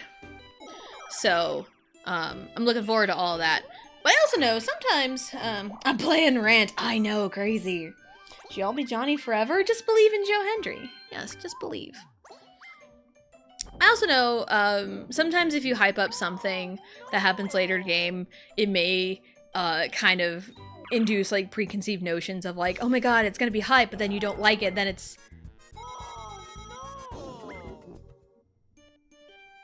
What the fuck happened?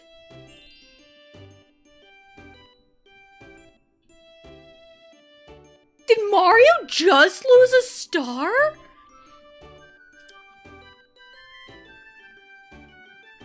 I have never seen that happen before.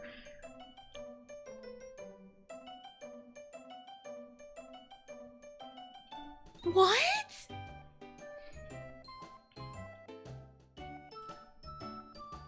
Is he like, hey, you have no money, but you have a star, I'll trade you? Is that what happened?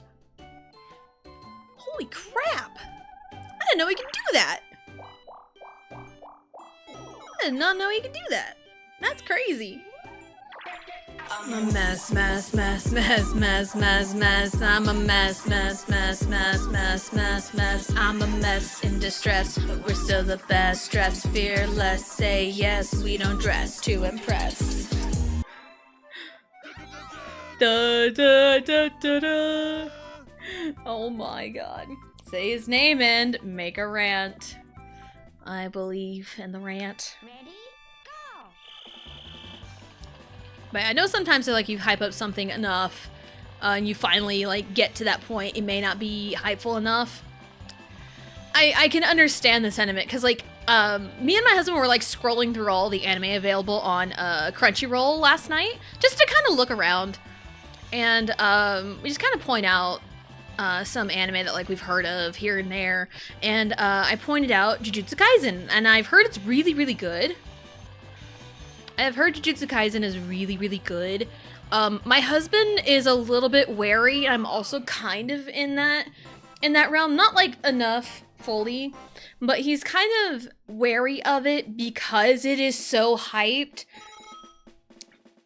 It's almost like you're afraid it might be overhyped and you won't like it enough. So it's like that is a like valid concern because when I started watching Sword Art Online, I only made it like the first like 3 or 4 episodes. Sword Art Online was super hyped up. Super duper hyped up. To the point where it's like, oh, it was the end all be all of anime at the time. So I'm like, okay, see, the premise seemed interesting enough and everyone was hyping it up. And I was like, okay, cool, let's check it out.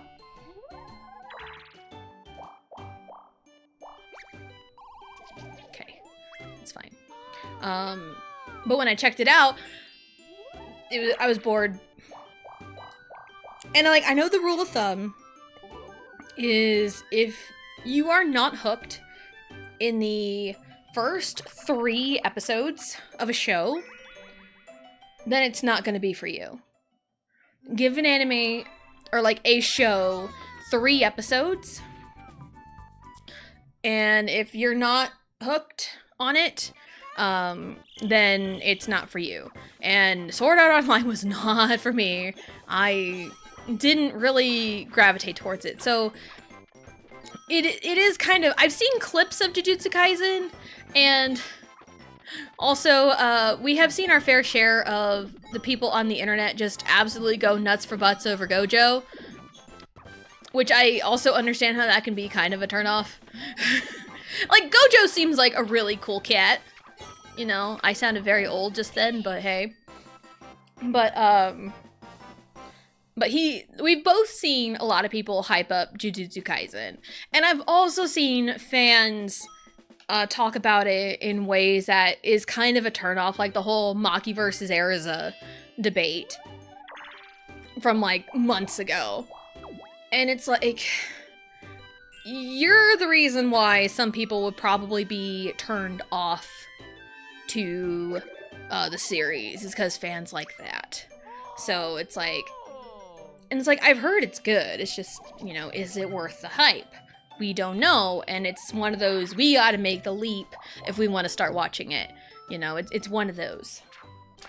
Jujutsu Kaisen was my favorite anime for a while, but I lost a bit of interest with the final arc of the manga. I do recommend it because the fan service is only focused on the adults. It's pretty tasteful and oftentimes more on the female gaze. Men don't even realize there's fan service because Gihon's like, ooh, cool, fight scene, it's like Dragon Ball, and I'm like salivating because I saw someone's hip for 0.2 seconds. Goodness. But yeah, it's just one of those, like, is it worth the hype or not?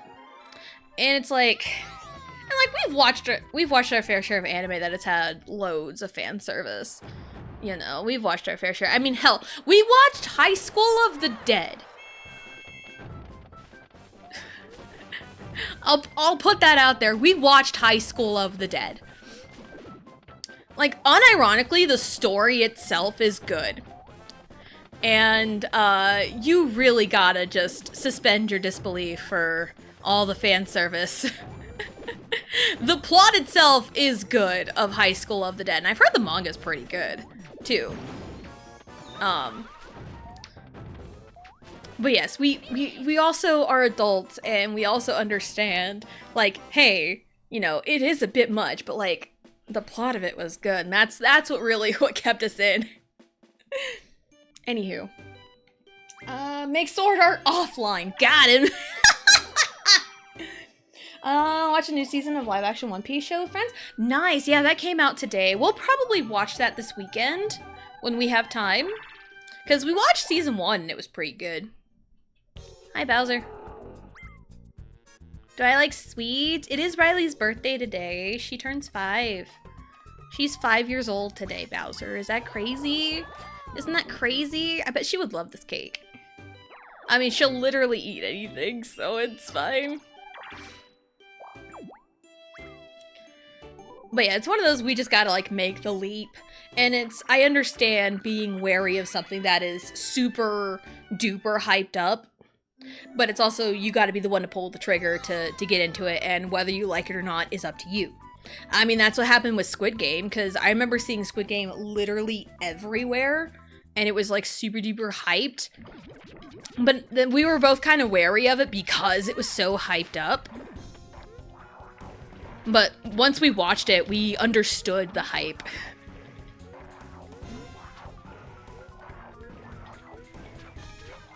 Whee! So, yeah, sometimes you gotta need to pull the trigger, and no matter how much you hype something up, you cannot make someone else pull the trigger. They're the ones that gotta do it. They're the ones behind the gun. Like, don't force me to watch something. I appreciate recommendations on stuff, but, like, don't make me. If your language is very demanding, I will do the opposite. It's like, you have to watch Jujutsu Kaisen! That's like, well, I'm not watching it because you're forcing me to. Like, even Blue said, I do recommend it, quoting her chat earlier. I do recommend it. That's a big key for me. It's like, hey, I would recommend this. Because, like, a recommendation, no one has to follow through. You know, if they follow through with it and go check it out, cool. If they don't, also cool. That's what a recommendation is. It's up to them to decide. So, like, for me, my favorite anime of all time is Fairy Tail. And, while, yes, the fan service does get a bit wild at times, honestly, it really isn't that bad if you just focus on the story. You know, it's one of those. But, like, I understand if people don't want to because of that. Well, back to Bowser I go. Back to Bowser. But yeah, I understand, but like, if you like magic and a really good like story of friendship, and it also gets a lot of flack for like, oh no character, there's never a character that dies in Fairy Tail. For one, you don't need to have a major character dying just to prove a fucking point. Like, don't kill off a character for no reason. And there hasn't been any reason to kill off any character in Fairy Tail. I mean, there have been some deaths, but like, killing off a major character just because is stupid, okay? But if you like the story of like camaraderie and building friendships and a found family trope, Fairy Tail is it for you. I do recommend it if that's what you are interested in an anime. But I'm not going to force anyone to watch Fairy Tail. I'm not going to do that. And it is Mario Day. Yeah. OMG, you just have to watch the Tessa Jane stream. Oh my god, yes, totally. You have to. You're required. Hello, Frost. Hello, hello. Welcome in. Hope you're having a good day.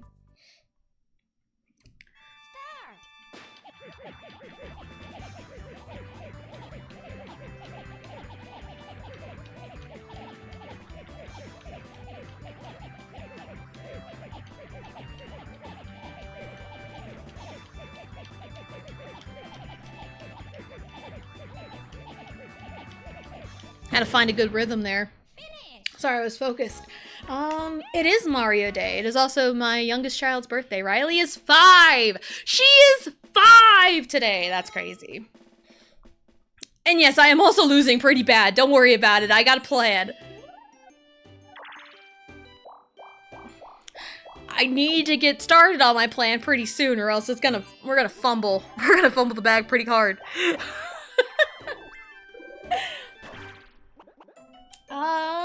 Bunch of hands being ready for everyone. I'm not that violent. But yeah, that's also why it's called like recommendations. Like, hey, here's some recommended videos. Do you have to watch them? No, you don't. That's the whole point of a recommendation. That's the whole point.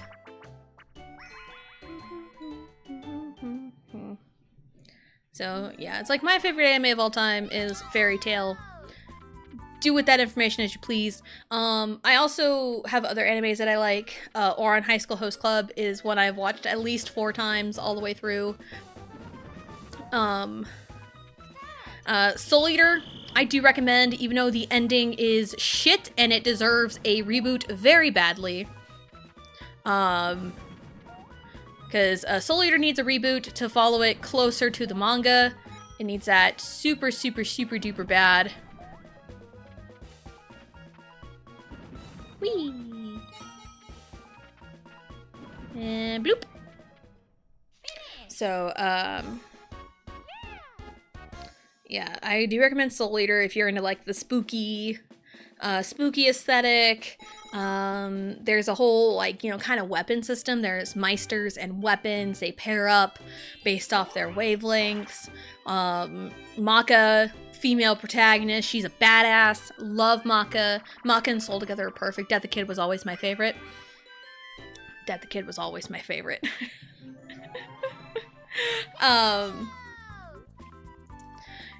So I do recommend Soul Eater if you're into kind of like the dark aesthetic stuff. Yeah, Ouran High School Host Club. Apparently the consensus is there's nothing we can do about the twins. But also, you kind of have to know what you're getting into. One of those, like, mid-2000s shoujo romance harem things, you know. You get what you get. And the whole thing is, like, it's played up. It's played up, and people really tear that down. It's like, no, it's played up for show. Do you not recognize that fact? Like, the whole twin thing, like, the host club has, like, all these archetypes that they fall into to entertain the guests. That's what a host club is. They're entertaining the guests. And with Hikaru and Kaoru, they have the quote-unquote twincest thing going on. You know, like a forbidden love, they're so in love with each other. It's played up for entertainment. Okay? Their characters run so much deeper than that. if that's all people see, then I mean, the anime wasn't for them in the first place. You know, it's played up. The whole twincest thing is played up so much. And it's like, yeah, there's nothing we can do about it, but also it's played up for the story purposes. You know, like, they're entertaining guests. Like, why wouldn't you want to play up your personality to entertain? Hello, I mean, yes, I am 100% authentically myself, and some of the best wrestling characters are their own personality turned up to 11. So why wouldn't you want to turn it up for the guests, you know? It's like, yeah, they have an unhealthy attachment to one another. But that's all they ever had. They never really had anyone else. Until Tamaki came in and gave them the friendship that they longed for. You know? So I love the twins. I am specifically a Kaoru girly. I loved Kaoru. He was so grounded. He was way more grounded than Hikaru was. But like once he realized Hikaru loved Haruhi, he stepped back. And like that is so freaking mature. And it's like, you know what? Yeah, let's go Kaoru. Oh no, she has a plan. Plan ain't looking very good right now, if I'm gonna be real. Oh my god. I have to go through this fucking... Are you fucking serious? Well, I guess Luigi's winning. I'm to the point where Chance Time has to save me. Chance Time has to fucking save me. Because there's no fucking way. There's no way. My luck has not been that good. Do do do do do do do do.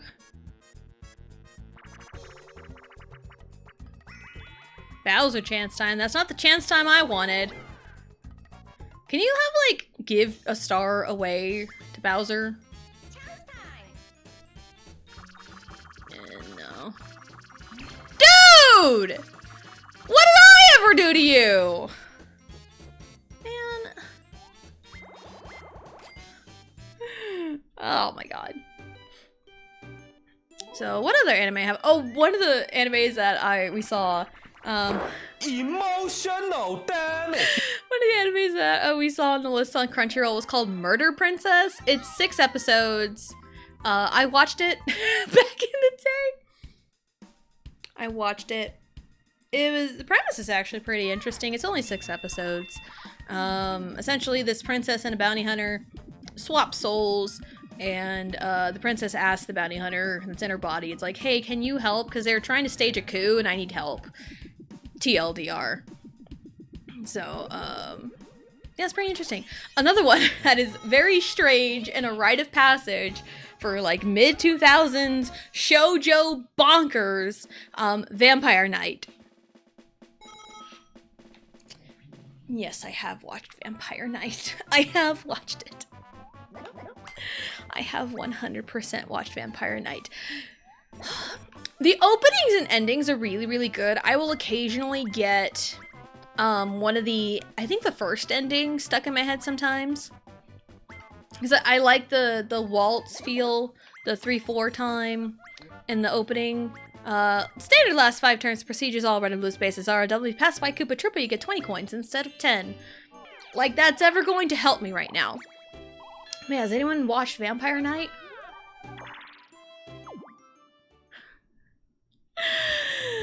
Again, the openings and endings are bangers. But the show itself, the manga, oh my god. I tried to TLDR the best I could for my husband. Does he even have one?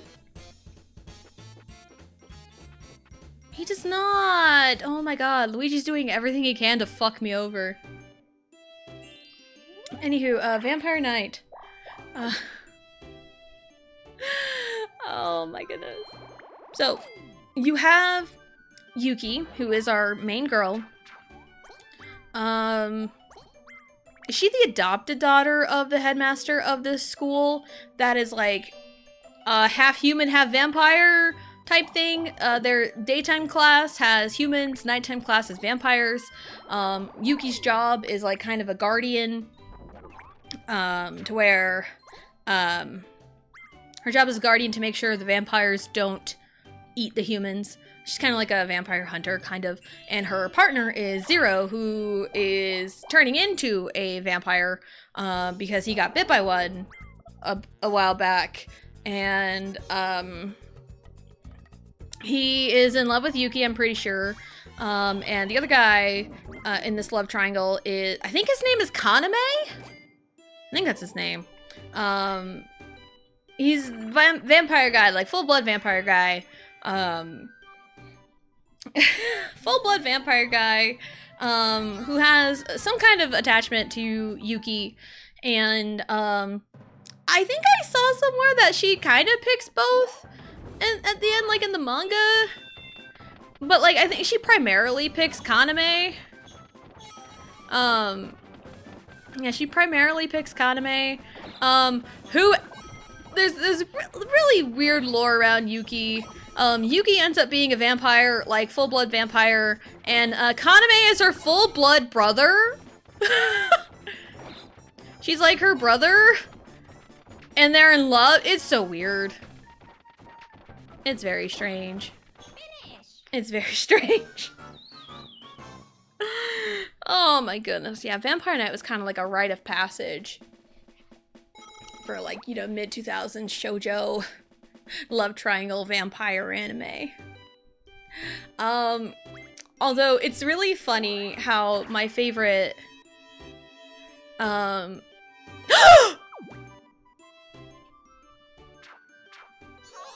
still 5 stars behind.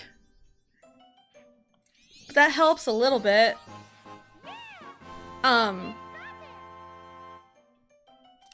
There's also like this group of vampire students that were like, you know, like a cliquey type thing. They were like really powerful with like powers and stuff. Of course, right? And I want to say his name was like Aido? He had blonde hair, blue-eyed, had ice powers. He was my favorite because I liked his personality.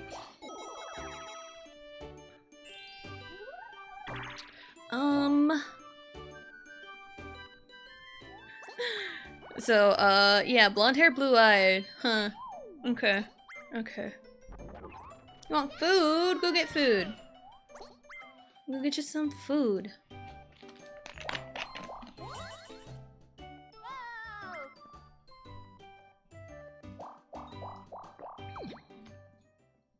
Yoshi, save us.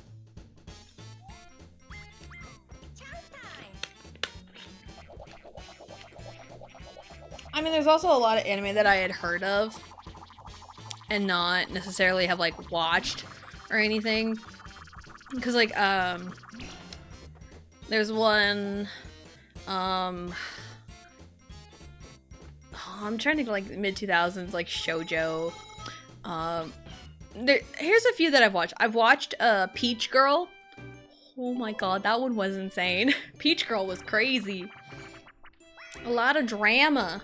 A lot of drama. Momo deserves better. She deserves so much better. Oh my goodness. It is I, Princess Peach.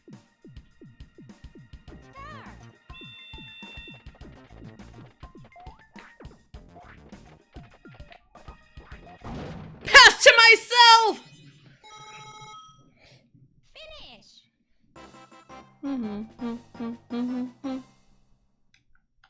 Anywho.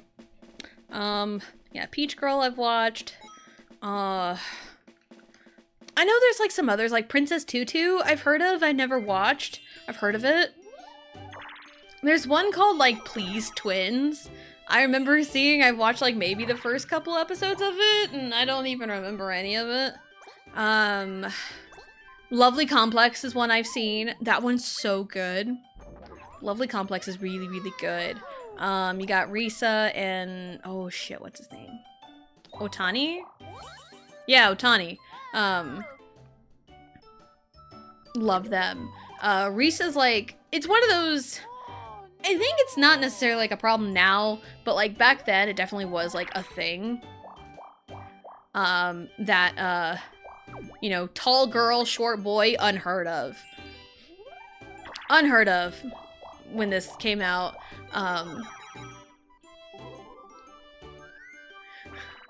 So you got, you know, Koizumi, who's very tall, like 173 centimeters, which is about like 5'7"-ish. And then Otani's like 5'4", 5'3". So he's like real short. But it's one of those, like, their personalities mesh, mesh so well, you know, and they, you know, they fall in love and they figure out how life works together. And I love Lovely Complex. I love it so much. It has like one of the best first kiss scenes ever, honestly, in any shoujo romance. Honestly, I will put that first kiss scene on a freaking pedestal. It is one of the best. The best to ever happen. The best to ever do it.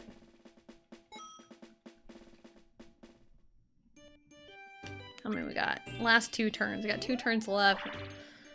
Oh, man. He's nowhere near anything. I'm nowhere near anything.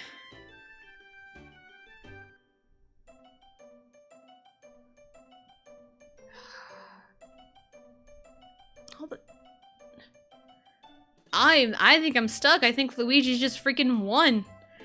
I think what happened was Luigi just got really lucky with the spaces he landed on.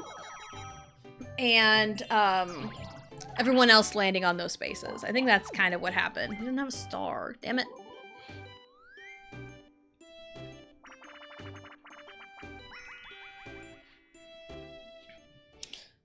I'm trying to think of other anime I've watched. I didn't watch this in childhood because it didn't come out in childhood. But like recently, I think 2019 I watched it. It's called Kiss Him Not Me. It's a reverse harem. The premise is definitely really interesting, and it really goes into how some people can definitely be like really shallow in terms of looks. Because the main character is Kai, and she starts off as a fairly chubby girl, has an unhealthy obsession with her fictional anime boys, and, you know, in her, you know, BL, and really obsessed with that. And she's a nerd, an otaku, you know, very typical nerdy and chubby, but like she's very sweet. She's a sweetheart. So like her personality is golden. But then one night, and then she kind of meets these 4 boys throughout school. One of them was like my favorite, but then I do think she ended up with the right one. There was these 4 boys, and they meet her. One of them, you know, recognized her. But then oh.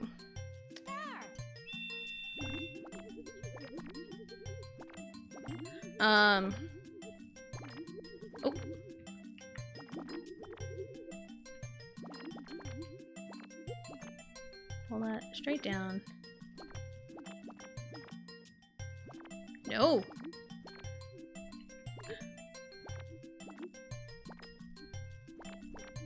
There. Anyway, there's one episode of her favorite anime where like a character dies, like a major character death. And oh, I messed up. It's a major character death, and so she gets like super depressed and like doesn't eat for like 10 days. And because she just refuses to eat because she was so depressed because of her favorite character dies, then there's no point in me doing this. She gets so depressed she doesn't eat, and because she doesn't eat for a long time, she loses a bunch of weight and quote-unquote gets hot.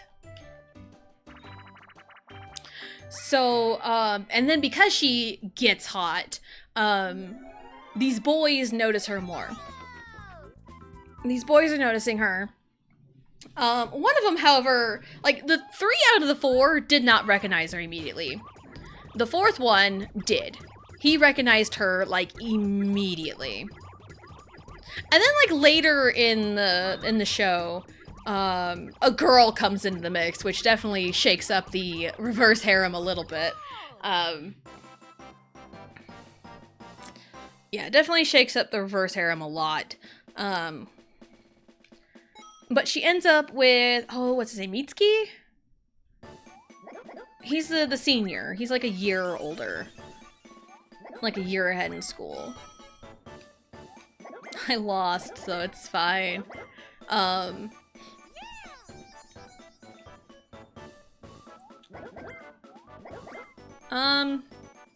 And that's who she ends up with. She ends up with him, and he's the one who recognized her, was super kind to her even when literally everyone else, that's funny. And she, you know, ends up with the one who noticed her first. Yay, Luigi. Yeah, and also, 2 out of the 4 boys that are suitors, end up together in the end. The anime only goes to, like, 12 episodes. There should be a season 2, there needs to be. But, like, the manga, 2 of the 4 boys end up with each other. I think it's awesome. I think that's awesome.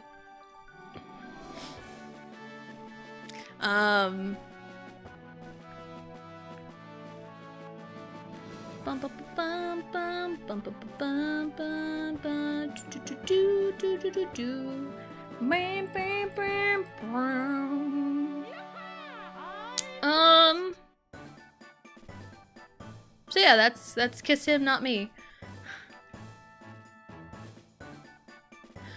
Green team always. I'm not even playing as the green team. They got first and last. Oh my! Luigi got the least amount of money. Oh, yeah, okay, no, never mind. Yoshi got the least amount of money. He held the least amount at a time. He only ever peaked at 47 coins, and he got all the stars. It's crazy. Man. Yeah, I think Luigi just got really lucky with his happening spaces. I think that's really what it boiled down to. Because, like, he got a bunch of stars. He got real lucky. There's a bunch of warp blocks everywhere. It's 240. You know what? I'm inclined to say, fuck it. We'll run it back at 20 turns. Because Peach's birthday cake does not take very long. We'll run it back at 20. We'll run it back. We'll do more. Because, yeah, one 20-turn board of Peach's birthday cake is going to take less than an hour. I guarantee you. We'll get our revenge. We'll get our revenge. We gotta do good for Riley. Today is her birthday. We gotta do good. Let's go set it up real quick and then I'll catch up on chat. And also, hello, Alex. Hello, hello. Welcome in. Hope you're having a good day. Okay, I'm just gonna quickly set this up. Do it this way. Bloop. Yes, that is all right. And 20 turns. 20 turns is gonna be nothing. Run it back! Let's go! Birthday cake! Birthday cake! Birthday cake! Again, we gotta do good for Riley. Invited Shut Realm? Alright. Santa Claus, here comes Santa Claus, right down Santa Claus. It's not even Christmas! We're so far, we're like 3 months removed from Christmas.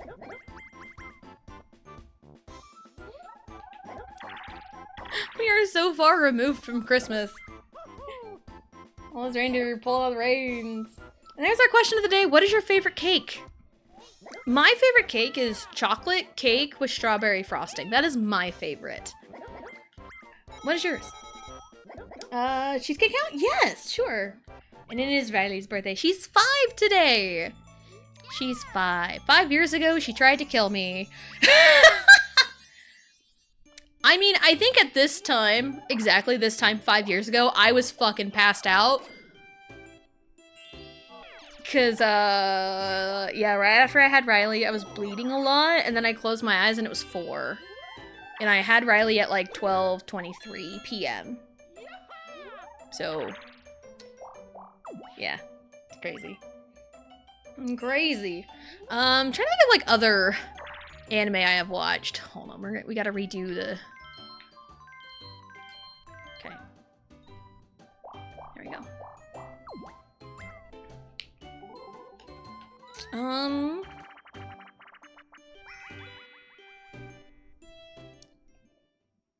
Let's see. Any other like mid-2000s anime anyone has watched? I'm really trying to think of, rack my brains of all the ones I've watched. I mean, I've watched like the classics like Naruto. I've seen a little bit of Bleach. I didn't watch Dragon Ball and Dragon Ball Z specifically until 2015. And we were in the middle of watching Dragon Ball when I went into labor with my oldest. So... And she still hasn't stopped. Nope, she still tries. She tries. If anything, that child stresses me out more than anything. It's like, oh my god, kid, what are you doing? Mom said when she was giving birth to me, they had to give her some belt thing because her inner lining fell apart. Oh my goodness. I know I had to have like a bunch of packing all in there to like stop the bleeding. Because essentially, I gave birth to Riley. Half an hour later, the nurse comes in to press on my belly to start shrinking the uterus. Which is a normal thing to happen. And as she was pressing on, you know, my stomach, she noticed that that I was bleeding more than normal. And she went to go get the doctor, and the next thing I knew, I closed my eyes, and all of a sudden it was like 3 hours later. All of a sudden 3 hours had passed, and I didn't know what was happening. And I didn't find this out till like, I mean, you know, it was one of those things where even my husband, Vegito, he was like alone in the corner holding Riley the whole time the doctors were working on me. Like, no one checked on him or anything, but like, you know, they were making sure I was alive. So, and like he would have wanted it that way. It's like, make sure she is okay. Like, make sure she is okay. So, but yeah, it was scary on all accounts. Powered up. I mean, it's really funny looking back on it, because like, it happened twice. It's like, I closed my eyes. Next thing I knew, 3 hours had passed. It was 4 p.m. And then I closed my eyes again, and then it's like damn near 9 p.m. So I was so out of it. I lost so much blood. I think so I ended up with preeclampsia. That explains all the bleeding, and all my numbers were going down. But then I was given an antibiotic that my kidney had an allergic reaction to. And it caused me to be put on dialysis for 2 weeks. So I was on hemodialysis for 2 weeks. Yeah, my kidney needed a jump start and I think total I was given 5 units of blood and a unit of platelets. That was how much blood I was given. A positive blood, baby! At least I know my blood type. I don't know my kids' blood type though, which is kind of stupid. Because I have asked and they will not tell me. I'm sure they have it on file, because I think they do that right when they're born. Because there's like labs they gotta do when the baby's born. And even like when a year happens, when they're a year old, they gotta get blood drawn. So it's like they can tell me, I'm sure. I'm sure they can tell me what my kids' blood type is. I do know it's either A or O. And it's positive. That's all I know. Because I never did get like the RH shot or whatever it is. Because you only get that if the mom's blood type and the baby's blood type are different. Like positive and negative. Because my sister-in-law had to have that. With her youngest? With her boy? Yeah. Because her oldest has the same blood type she does. Because my sister-in-law has A negative blood. My brother has A positive blood. And they had an O positive baby. Genetics! It's really good. Yes, thankfully I am alive and I live to tell the tale. It's crazy that happened, and that was 5 years ago. That insanity. Insanity. What's a platelet? Platelets are kind of the stuff that goes into the blood. I'm not exactly sure off the top of my head. Kind of like, I don't know. Well, everyone's favorite. Platelet count. Platelets are used for blood clotting. Just quick Google search. That it's what it is for. I'm not gonna like do too much digging into it right now, but it's blue. So yeah, and my platelets were low, so I had to have some. Hello, Deltora! Hello, hello, welcome in. Hope you're having a good day. Whoa, even Tessa is the Xenoblade. I am the Xenoblade! Xenoblade all around, because I do believe Blue is going to do a Xenoblade marathon. She talked to me about it. Don't spoil Xenoblade, or you're gonna get on my bad side. Don't do that. Behave with Xenoblade, please. I'm such a stickler for spoilers about Xenoblade anyway. So, this would be great. She's trying to grow out from bleeding. You're just that girl. I am that girl. Oh, negative? My mom said if I need blood, I'm basically screwed because of my type. I mean, O can give to anything. I think O negative specifically. But, yeah, blood type is genetic, and I didn't learn this until my nephew was born. Because my brother is A positive, his wife is A negative, and they had an O positive baby. Because dominant blood types are A and B, and recessive blood type is O. So my mom had an O blood type, O positive. My dad was A positive. Guys, hello! Thank you. I tried jumping over the ghost and it didn't quite work. Where'd Mario go? You know what? Fuck him. Fuck Mario. On Mario Day. He doesn't need to be here. Yeah, my dad had A positive blood and my mom had O positive blood. So my dad must have had some kind of O recessive. So, because 2 of my siblings have O positive blood, and me and my oldest brother have A positive blood. And it's also really funny in my family because, I mean, I used to know this when I was a kid, and my sister knew. Me and my sister were kind of under the assumption that blood type correlated to eye color just because of the way our family worked. How it happened with our family. Because all of the blue eyes in our family have A positive blood. All of the brown eyes in our family have O positive blood. It's just one of those weird things that just happen to be a coincidence. So, but yeah, O is recessive. And my brother and his wife had an O recessive gene, and their son has O positive blood. So, there you go.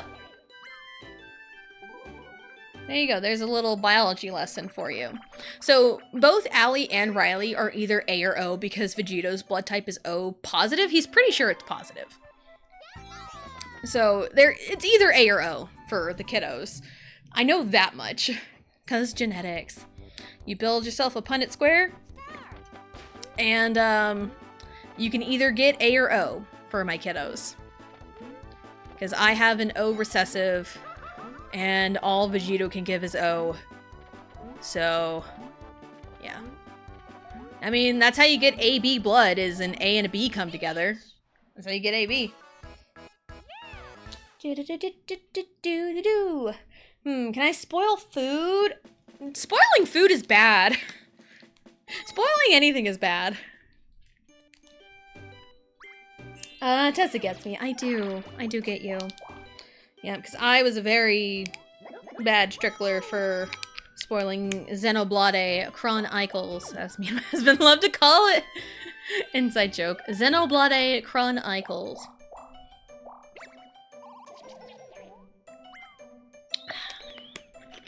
anything's remotely a spoiler. And like, even, I know it hasn't really hasn't been like this lately because newer people are coming into the fandom spaces.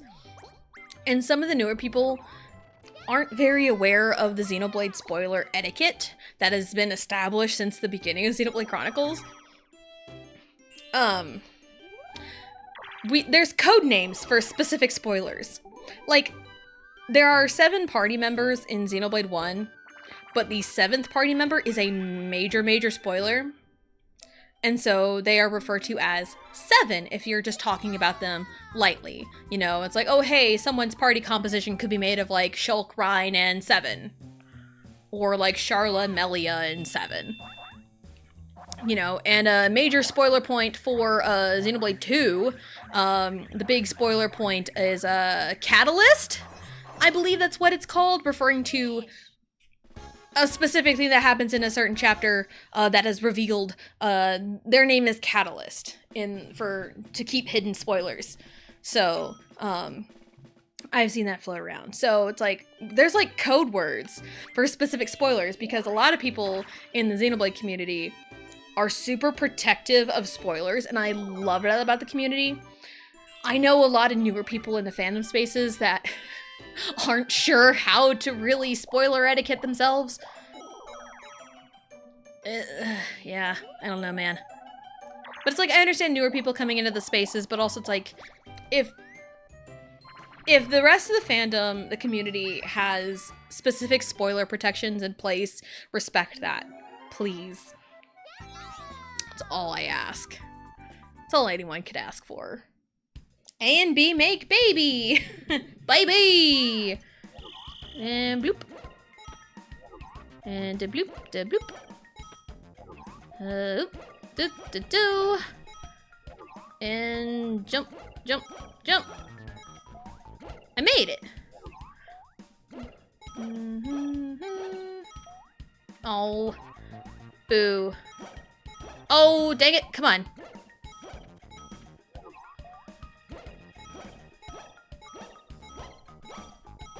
Okay.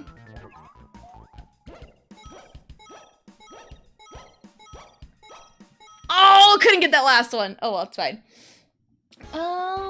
What if I say how many chapters there are? Number of chapters in a game doesn't bother me. The number of chapters in a game doesn't bother me, and it shouldn't bother anybody else. Because I can trace back essentially the end of a friendship because someone blew up at me over me saying the number of chapters in a game. So the number of chapters doesn't matter. Like, knowing the number of chapters in a game is not a spoiler for me. And hello, Becca! Hello, welcome in. Hope you're having a good day. Happy birthday and Mario Day to little, Riley. She's in preschool right now. They might be eating their cookies. Because we got those, like, frosted sugar cookies for Riley's class for her birthday. Those are the best cookies. Those are goated. I love those frosted sugar cookies. But also, she's in preschool. She's 5 today. She's 5! That's crazy. That button. Yeah! This button. But yeah, like, number of chapters doesn't matter to me in terms of spoilers. And also the original Xenoblade, like, the Wii version that I also own, it wasn't originally separated into chapters. So the separating into chapters is only Definitive Edition, which makes sense, but also it could be a little misleading. They kind of benchmark the chapters when it brings you to like, hey, do you want to save after the cutscene? So that's kind of where it kind of breaks the chapters. And it's like the real prologue of the story doesn't end till like chapter 3 in terms of Xenoblade Definitive Edition, Xenoblade 1. So it's like, But yeah, it's been like 3 years since your trip out. Dang, I know! It's crazy. I got a bunch of pictures in my memories from that trip. Oh, it was so fun. It was so fun. Dun, dun, dun. I hope you've been doing well. Hello, birthday small. Yes, and it's her birthday. She 5. Sure, that's half my finances. We lost really bad to Luigi, so we're gonna run it back.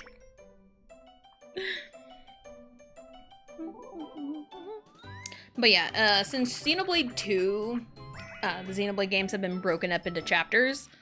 Really since Xenoblade X, because that came out after the first one. But yeah, the original Xenoblade Chronicles wasn't broken up into chapters until Definitive Edition. So, and sometimes the chapter breaks don't really make a lot of sense, but I get it. Bloop. Bloop. Oh. Yeah! Rawr! Rawr! So, like, Xenoblade 2 has 10 chapters. Xenoblade 3 has 7. But it's one of those, I like knowing the number of chapters in a game because it's a good benchmark of how much longer we got to go. And also, knowing the number of chapters in a game doesn't tell you the contents of each chapter. Like a table of contents. Like, a table of contents at least tells you, at the very minimal information, how long the chapter is. Like, knowing the number of chapters in a video game doesn't give you that information. It doesn't tell you how long it'll take.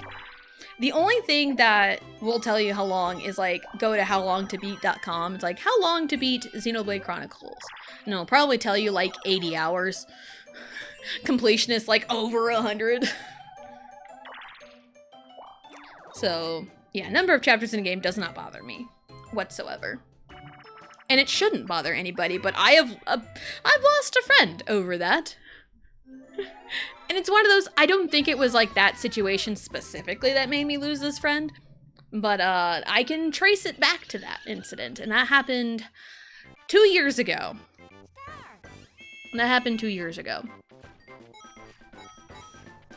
Whee!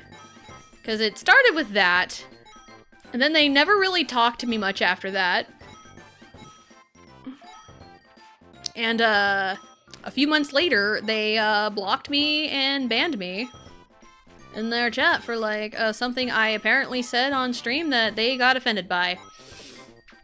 So, didn't really need them in my life anyway. I say that, but like there's some things I'm very thankful for, you know, from that particular friendship. And it's like, I'm not just gonna completely write it off, because there was good to it. I'm not gonna lie.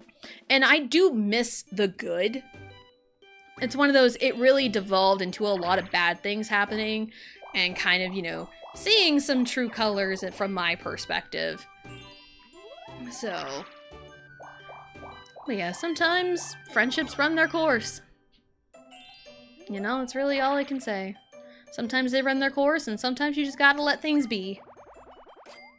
Because, man, I am just now to the point where I'm like 99% over what had happened. Because it messed me up. It messed me up so bad, mentally. Because I was so blindsided by it. I had no idea. I had literally no idea. But anywho,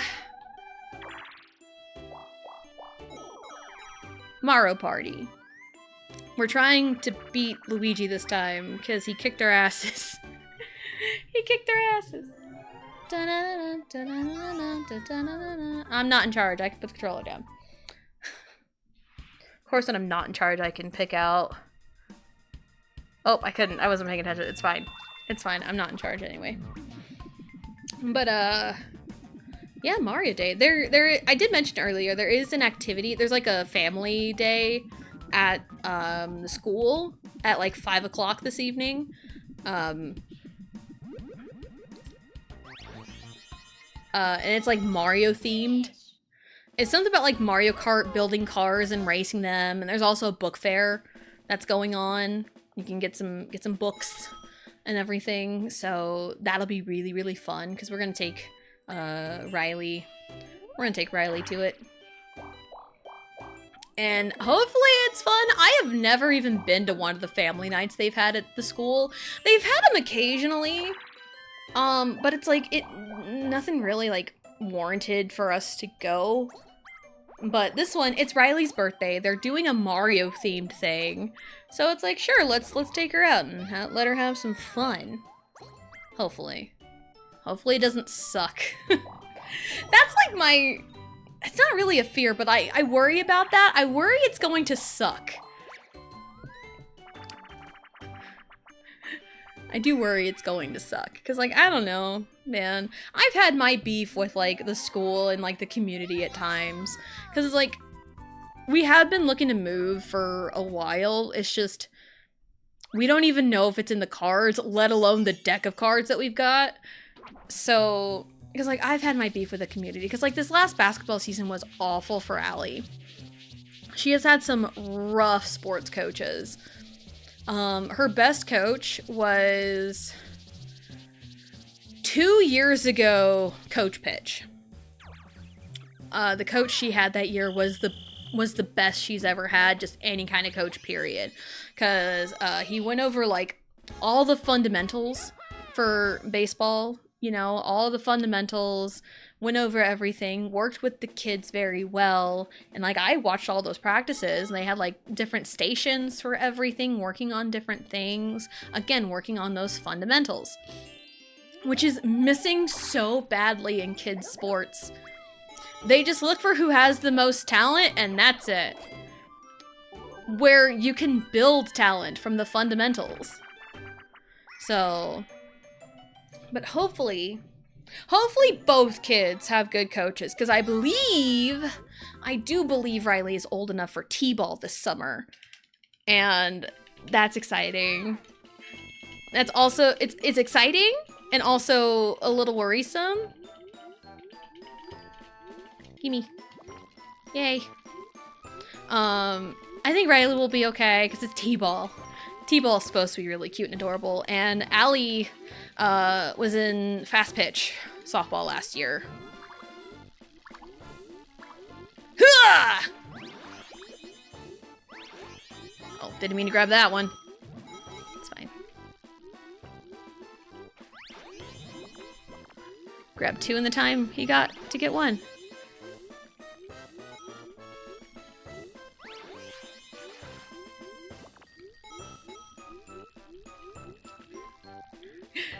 I'm just making quick work of this.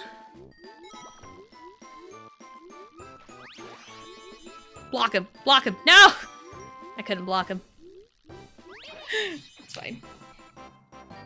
So yeah, Allie will be in fast pitch this year, and Riley should be in T-ball. So, it's gonna be real fun. Real busy, too.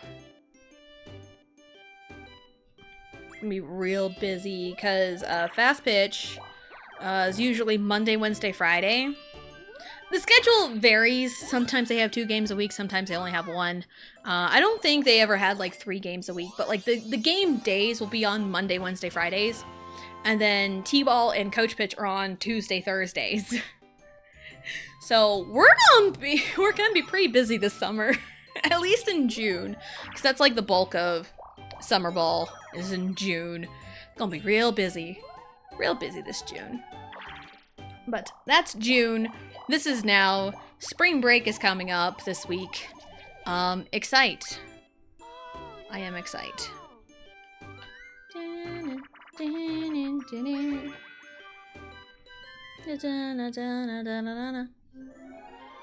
But yeah, one of my biggest beefs was with Allie's last basketball coach last month. Oh, it was so bad. It was so bad. Those kids deserved so much better than to be stuck with a shitty coach who does not give a shit. That's essentially what happened this last basketball season. Was she got stuck with a coach that absolutely did not give a shit to teach the kids anything. And it was so rough to watch because, like, during the games were so hard to watch. We would constantly be outscored by double digits. Constantly outscored by double digits. It was so bad. And it's one of those where usually when the season's over, I'm a little bit sad. You know, if they lose a you know, a hard-fought game. But this one, I was just very glad it was over. I was just so glad it was over. No! Why is it always Luigi?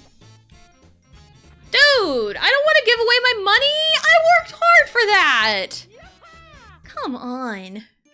I worked so hard for my money.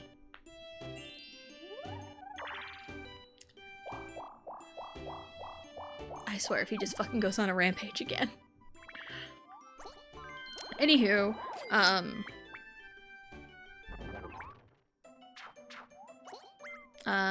brain. Okay, yeah. I was just thankful the season was over when it ended. And it's like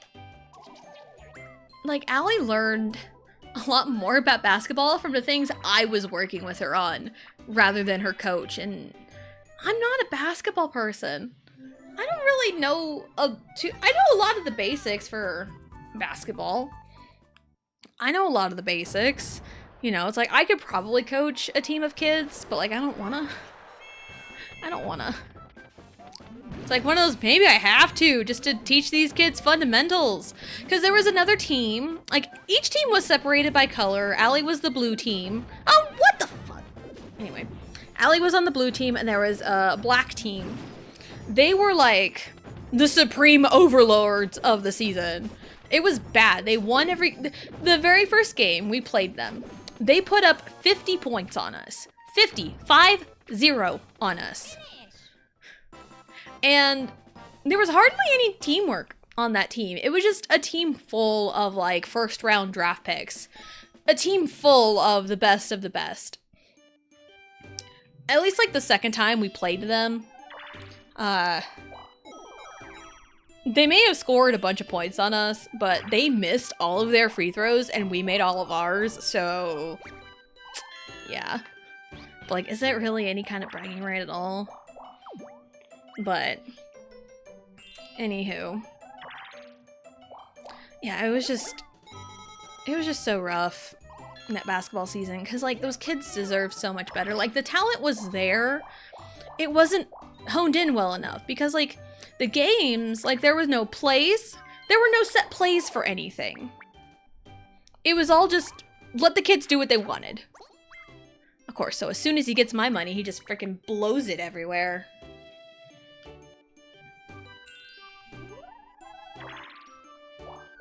Anyway. I don't know if anyone's gone to Bowser yet. Nope. Cool. Wonderful. Anyway. There's a chance time over here though. Maybe we could fix this. I don't know. But yeah, like all the kids just kind of did what they wanted.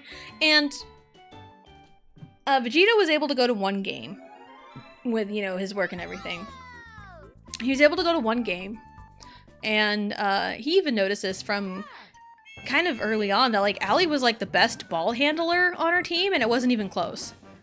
And she hardly ever got to take the ball down. But like a lot of her stuff was like a lot of confidence things. But that's something the coach should have went over with her on. So again, it just boils down to bad coaching.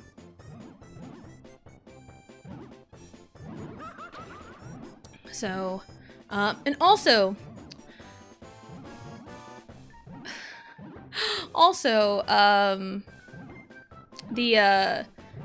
you know, like pre-game warm-ups, right? You're supposed to show up 15 minutes before game time. That was stated the very first game and never again. Which could have something to do with this, but also,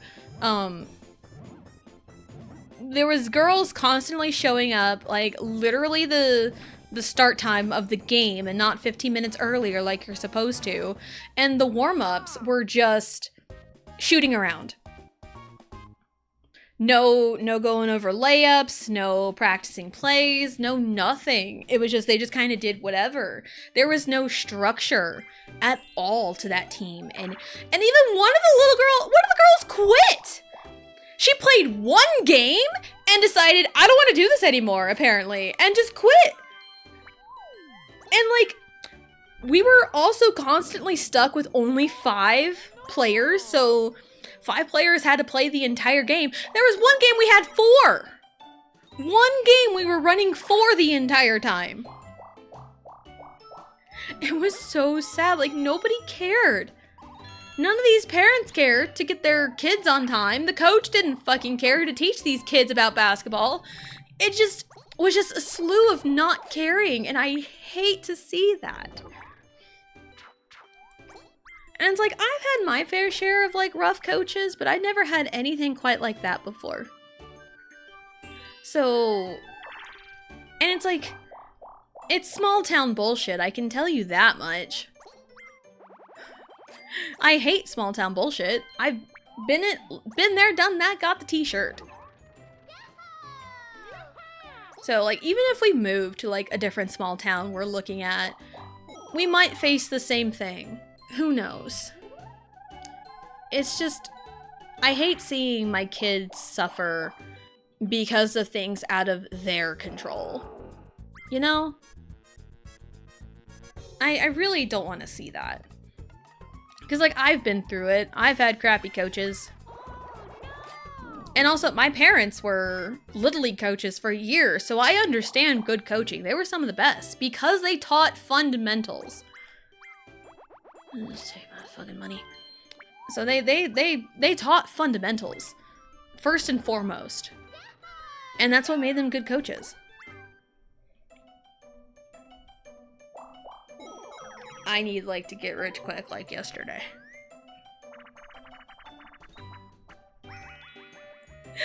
Ugh. But yeah, it's rough. It's rough out here sometimes. We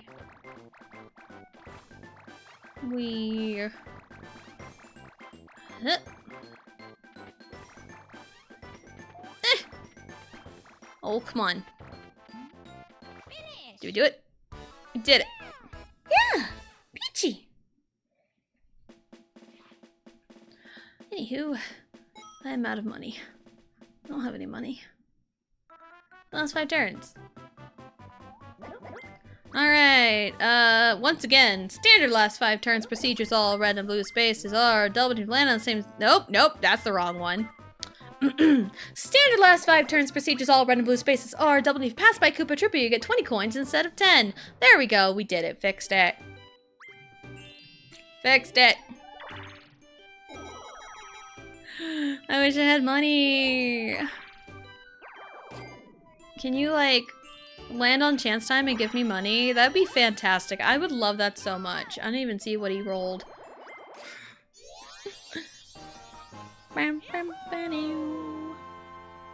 Alright, Luigi.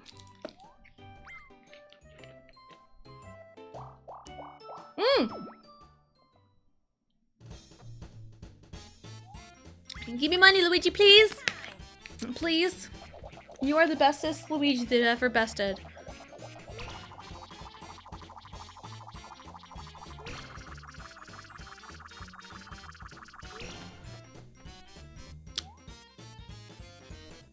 I complimented you, Luigi. And this is how you repay me? I mean, you usually didn't have any money to begin with. Man. What number was that? 1, 2, 3, 4, 5, 6. Give me 6. That's 5. Yeah, I'm out of money. It's not my fault. I think every time I've landed on this, I've hit a poisonous mushroom.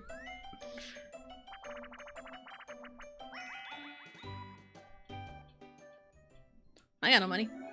I'm not in danger. I'm not in danger! So yeah, hopefully all these sports, yeah, as, you know, sports, like, I don't want to be like, you know, the sports mom, you know, that's like super gung-ho, and like, that's the problem with like youth sports today, is like, everyone wants their child to be a fucking star, wants them to play professionally when they're like 15, and it hurts the child. all you're doing is hurting the child. That's it. That's all you're doing whenever you put so much into these youth sports. Like these travel teams, all these specialist coaches. All you're doing is hurting the kid. Because like, oh, hey, they have a knack for baseball. Let's pour every ounce of energy into baseball. That's not how it works. Most professional athletes will tell you, play multiple sports. Play more than one sport. Like, yeah, my older brother was really, really good at baseball. Even got drafted one time by the MLB. But he also played every sport. I think his freshman and sophomore year of high school, he did both baseball and track and field. So he played football, he played basketball, he played baseball, you know. He golfed a little bit, kind of more in his adult life, but, you know, he did a lot of sports. But, like, he was very good at baseball. And you can take a lot of aspects from different sports into other sports. Like, I was even telling Allie, like, you know, turning and running and using, like, you know, one-arm throw for basketball. Like, that's just like softball. It's just like softball. You can take elements from all these different sports and put it all together. So it's, you know, it's really easy. Play multiple sports. It's a big thing. Because, like, again, if you put all your monkeys into one basket, if you put all your monkeys into one cage, that cage will erupt and you'll lose all your monkeys. So, I still remember my cross-country coach not liking that I couldn't practice on Wednesdays because I was in gaming chess club. That's crazy. It's like, respect your schedule, man. And even, like, my favorite sport was, you know, softball. That was, like, my bread and butter. But I was also really good at dance. I mean, dance was also kind of my bread and butter. Dance and softball were, like, my two. But I also golfed. Dude. Yeah, I also golfed. I golfed in the fall. Did dance team in the winter. And then softball in the spring. And it's like, yeah, I encourage multiple sports if they want to. Allie's expressed interest in wanting to try volleyball, but this will be like her first time being part of like a rec team. But also, it's never too late to learn a sport. And that's where this whole freaking culture of, you know, youth sports really is a detriment on these kids. Because all these kids that all their parents are pouring all their resources into, they start them at like 3. They start them at 3 years old. And it's like, wow, you know, it's like, hey, these girls have been playing volleyball since they were 3 years old. And then here's my, you know, 11-year-old, gonna be 11 at the time. Yeah, there's my 11-year-old.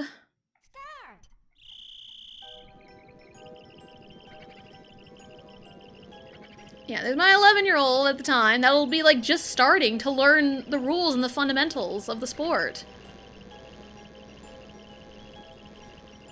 Thank you. So, and like, it's never too late, but I've also seen a bunch of TikToks saying like, yeah, I didn't learn how to play softball until I was 13. You know, which there's no right age to start. It's like the saying, you know, the best time to plant a tree was yesterday. The second best time, or like the best time to plant a tree was like 10 years ago. The second best time is now. So, you know, it's like, yeah, the best time to learn volleyball was probably when she was like in 3rd grade 2 years ago. But the second best time is now. It's never too late. Mario, what are you doing?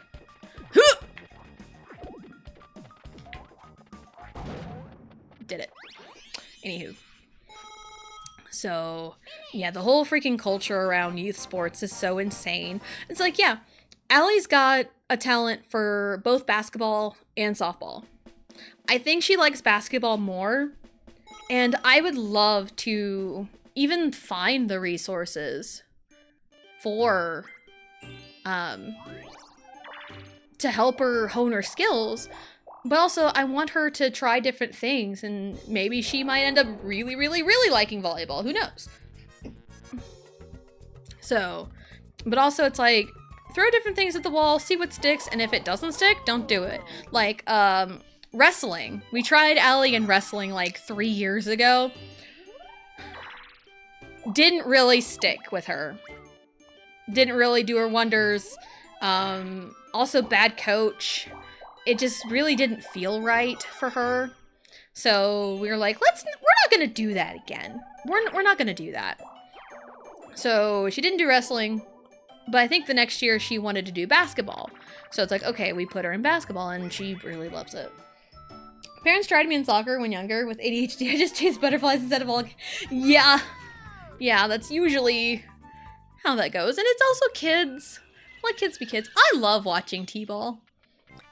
T-ball is so fun because it's like, it's just little kids being kids. It's so fun to watch little kids be kids. You know, like Allie's at the age where it's like, you know, just kind of, I get a little yelly, but I don't like really get like angry. Like I yell, but I'm not like angry about it. I will express my anger to myself silently, but you know, I don't want to be like that mom, you know? But I also try to cheer on the other girls on the team as well. And sometimes I feel like I am the only one cheering for these kids. It really feels like I am the only one cheering for these kids. Which is kind of insane. But, that's how the cookie crumbles sometimes. So, but yeah, I also did soccer for, I think 1st grade and 2nd grade I did soccer. And I wasn't good at it, even though when I was that age, it was my favorite sport, but I wasn't very good at it. So yeah, I got pulled out of soccer. I think I did volleyball. No, my first year of volleyball was 4th grade. Because used to, when I was in 4th grade, it was 4th, 5th, and 6th all on a team. And then I think the next year, when I was in 5th grade, they split it up into 3rd and 4th and 5th and 6th. So, I mean, basketball was always split up that way, but I think they did that with volleyball.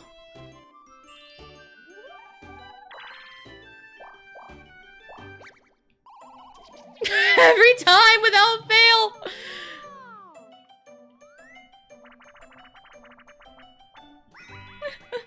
Oh, goodness. But yeah, it is really fun watching kids play. And, like, kids play without a care in the world. You know?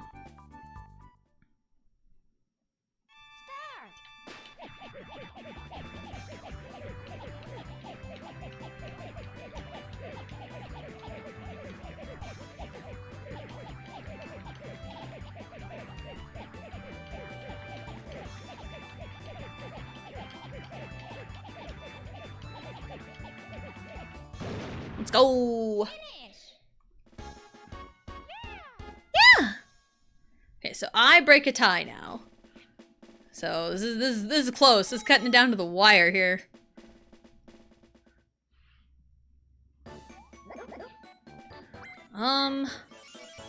But I think I had the coin star though. Because Luigi started spending my money when he got it. Minigame star! Me!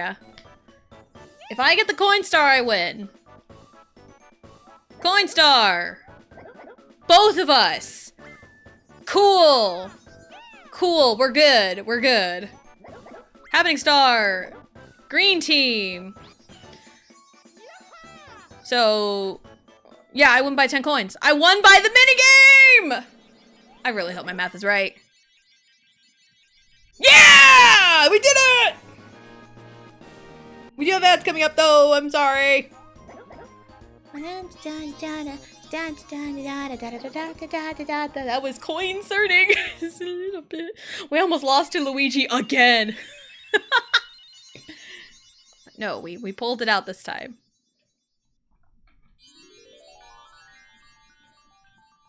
Aju, nice! Whoa! Whoa, nice! We did it! We did it!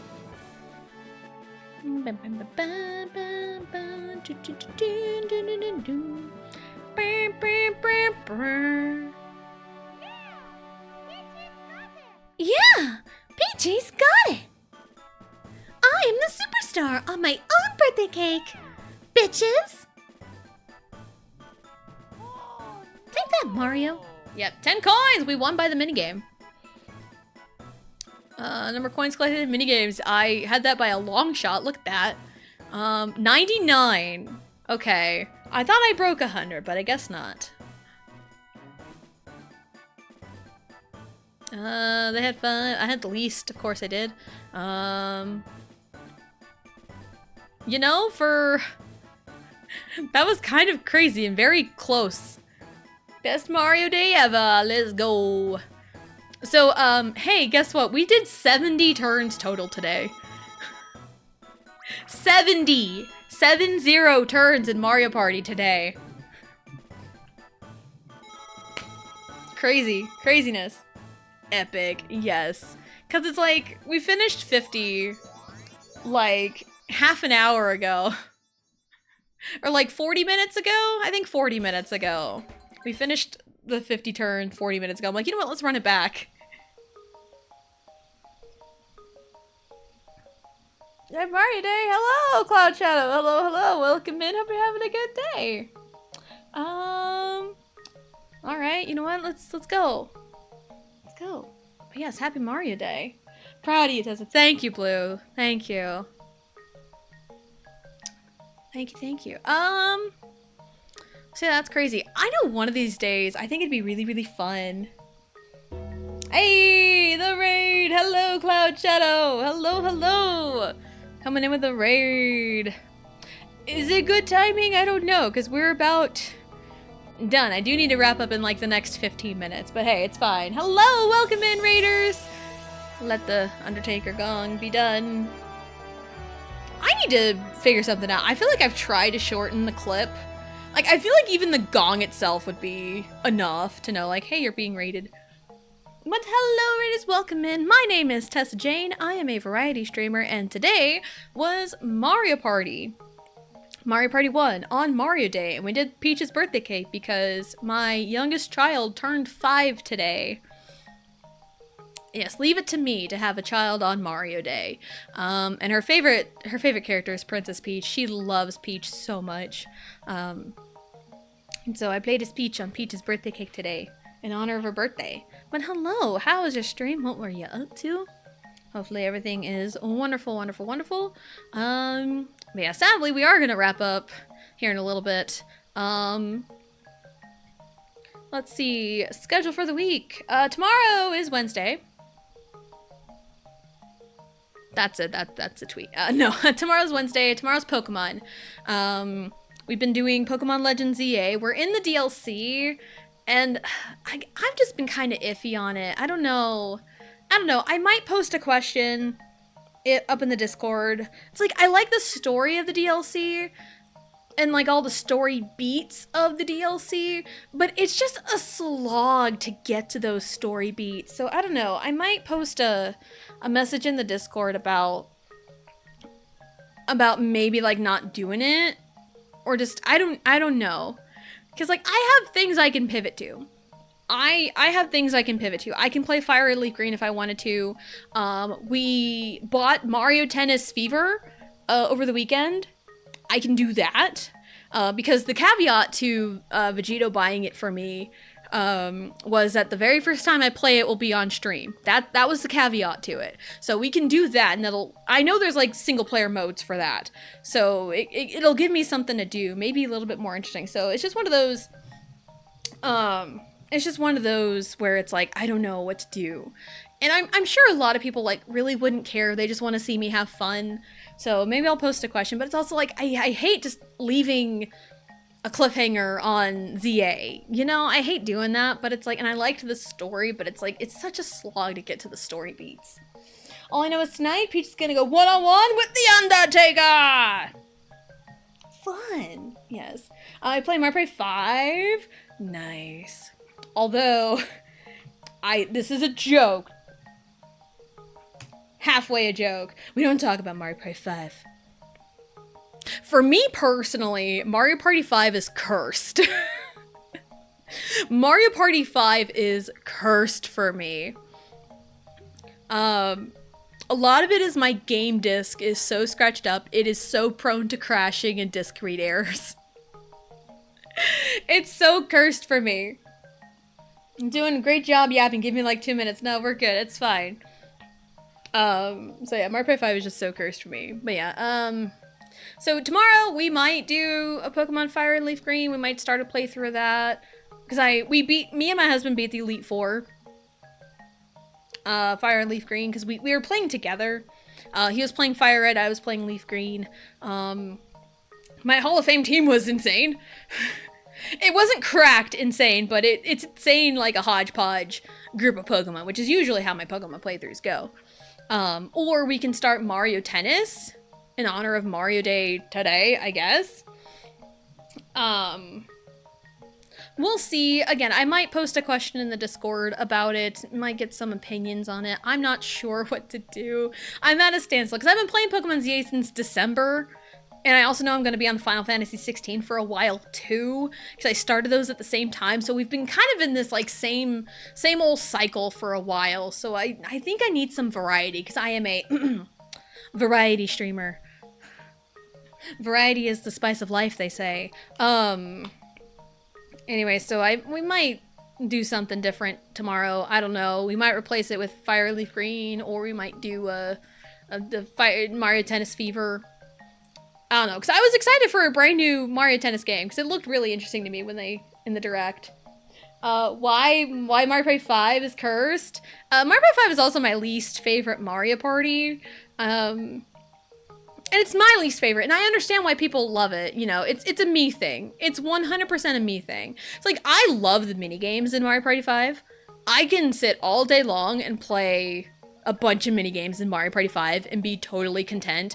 I just get really bored with the boards. Pirate Dream and Sweet Dream are like the only two good boards in Mario Party 5. But that's just me and my opinion. So, to go, yeah, absolutely. Thank you so much for the raid. And don't take what I say about Mario Party 5 to heart. Again, it's a me issue. Because, like, I've heard people say wild shit negatively about my favorite Mario Party game. So, but yeah, like, I don't mind playing Mario Party 5, but also it's my least favorite. But there's also a bunch of Mario Parties.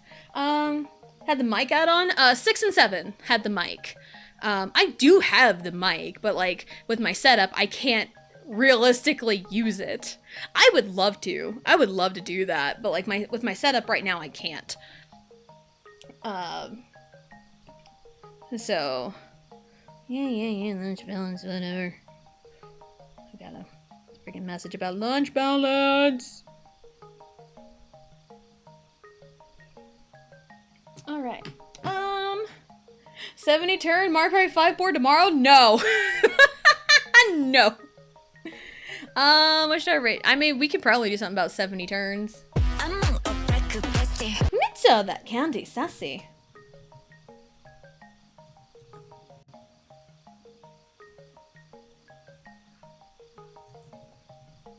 There we go. 70 turns of chaos, please, will be our raid message. Waiting on Blue to go live. She's gonna do a Xenoblade marathon. Also, for those who I've played a bunch of Xenoblade. I have played all of the Xenoblade games available on my stream. Dude. Go away, bot. Haha. Anywho, I've played all the Xenoblade games available on stream. I played 3. I have played Definitive Edition. I played Xenoblade 1. I played Xenoblade 2. I played Torna. I did all the DLCs. I did Xenoblade X last year. So I've played all the Xenoblades. So I know the story in and out. So, what I ask for you guys is when we go into Blue stream, because she tried to stream it once upon a time, and I have heard she got a lot of dude bros really upset at her for specific things and spoiling things, and it's like, dude, no, that's really bad. So all I ask is please don't spoil anything and enjoy the ride of her experiencing, because I think she's played most of Xenoblade 1. I don't think she's beaten it. So But let's let her play the game, and someone else may not have played Xenoblade, and let's let them experience it. Dude bro, more like dude no. Got him. But yeah, let's be kind, rewind our thoughts, and if you have to question whether something is a spoiler or not, good rule of thumb, it might be. If you have to question it, don't say it. So, there we go. She is live right now. 70 turns of chaos, please, is our raid message. Oh, I can't type. Please. And again, please be respectful for Xenoblade spoilers. Please. Or I will have your head, because me and my husband will have powers. Don't worry about it. It's fine. But I also do have to go and pick up Riley from school, and Allie is walking home as well, so we'll be home at the same time. And then we have a thing to do this evening. But hey, absolutely, Mario Day straight. Happy birthday to Riley. Of course, she's 5 today. She's excited. She told everybody that it was her birthday and that she's 5. It was so funny. But yeah, we're gonna go raid Blue. She is awesome, doing Xenoblade, a whole big ass Xenoblade marathon. I'm excited because I've been wanting to play 3 again. Because I haven't played it since the first time I played it, which was like over 3 years ago. So, anyway, that'll be it. Mondays are Final Fantasy 16, Tuesdays and Thursdays are Mario Party, and Wednesdays and Fridays are Pokemon Legends ZA, or whatever we decide. So thank you everyone for coming out and hanging out, and we will see you next time.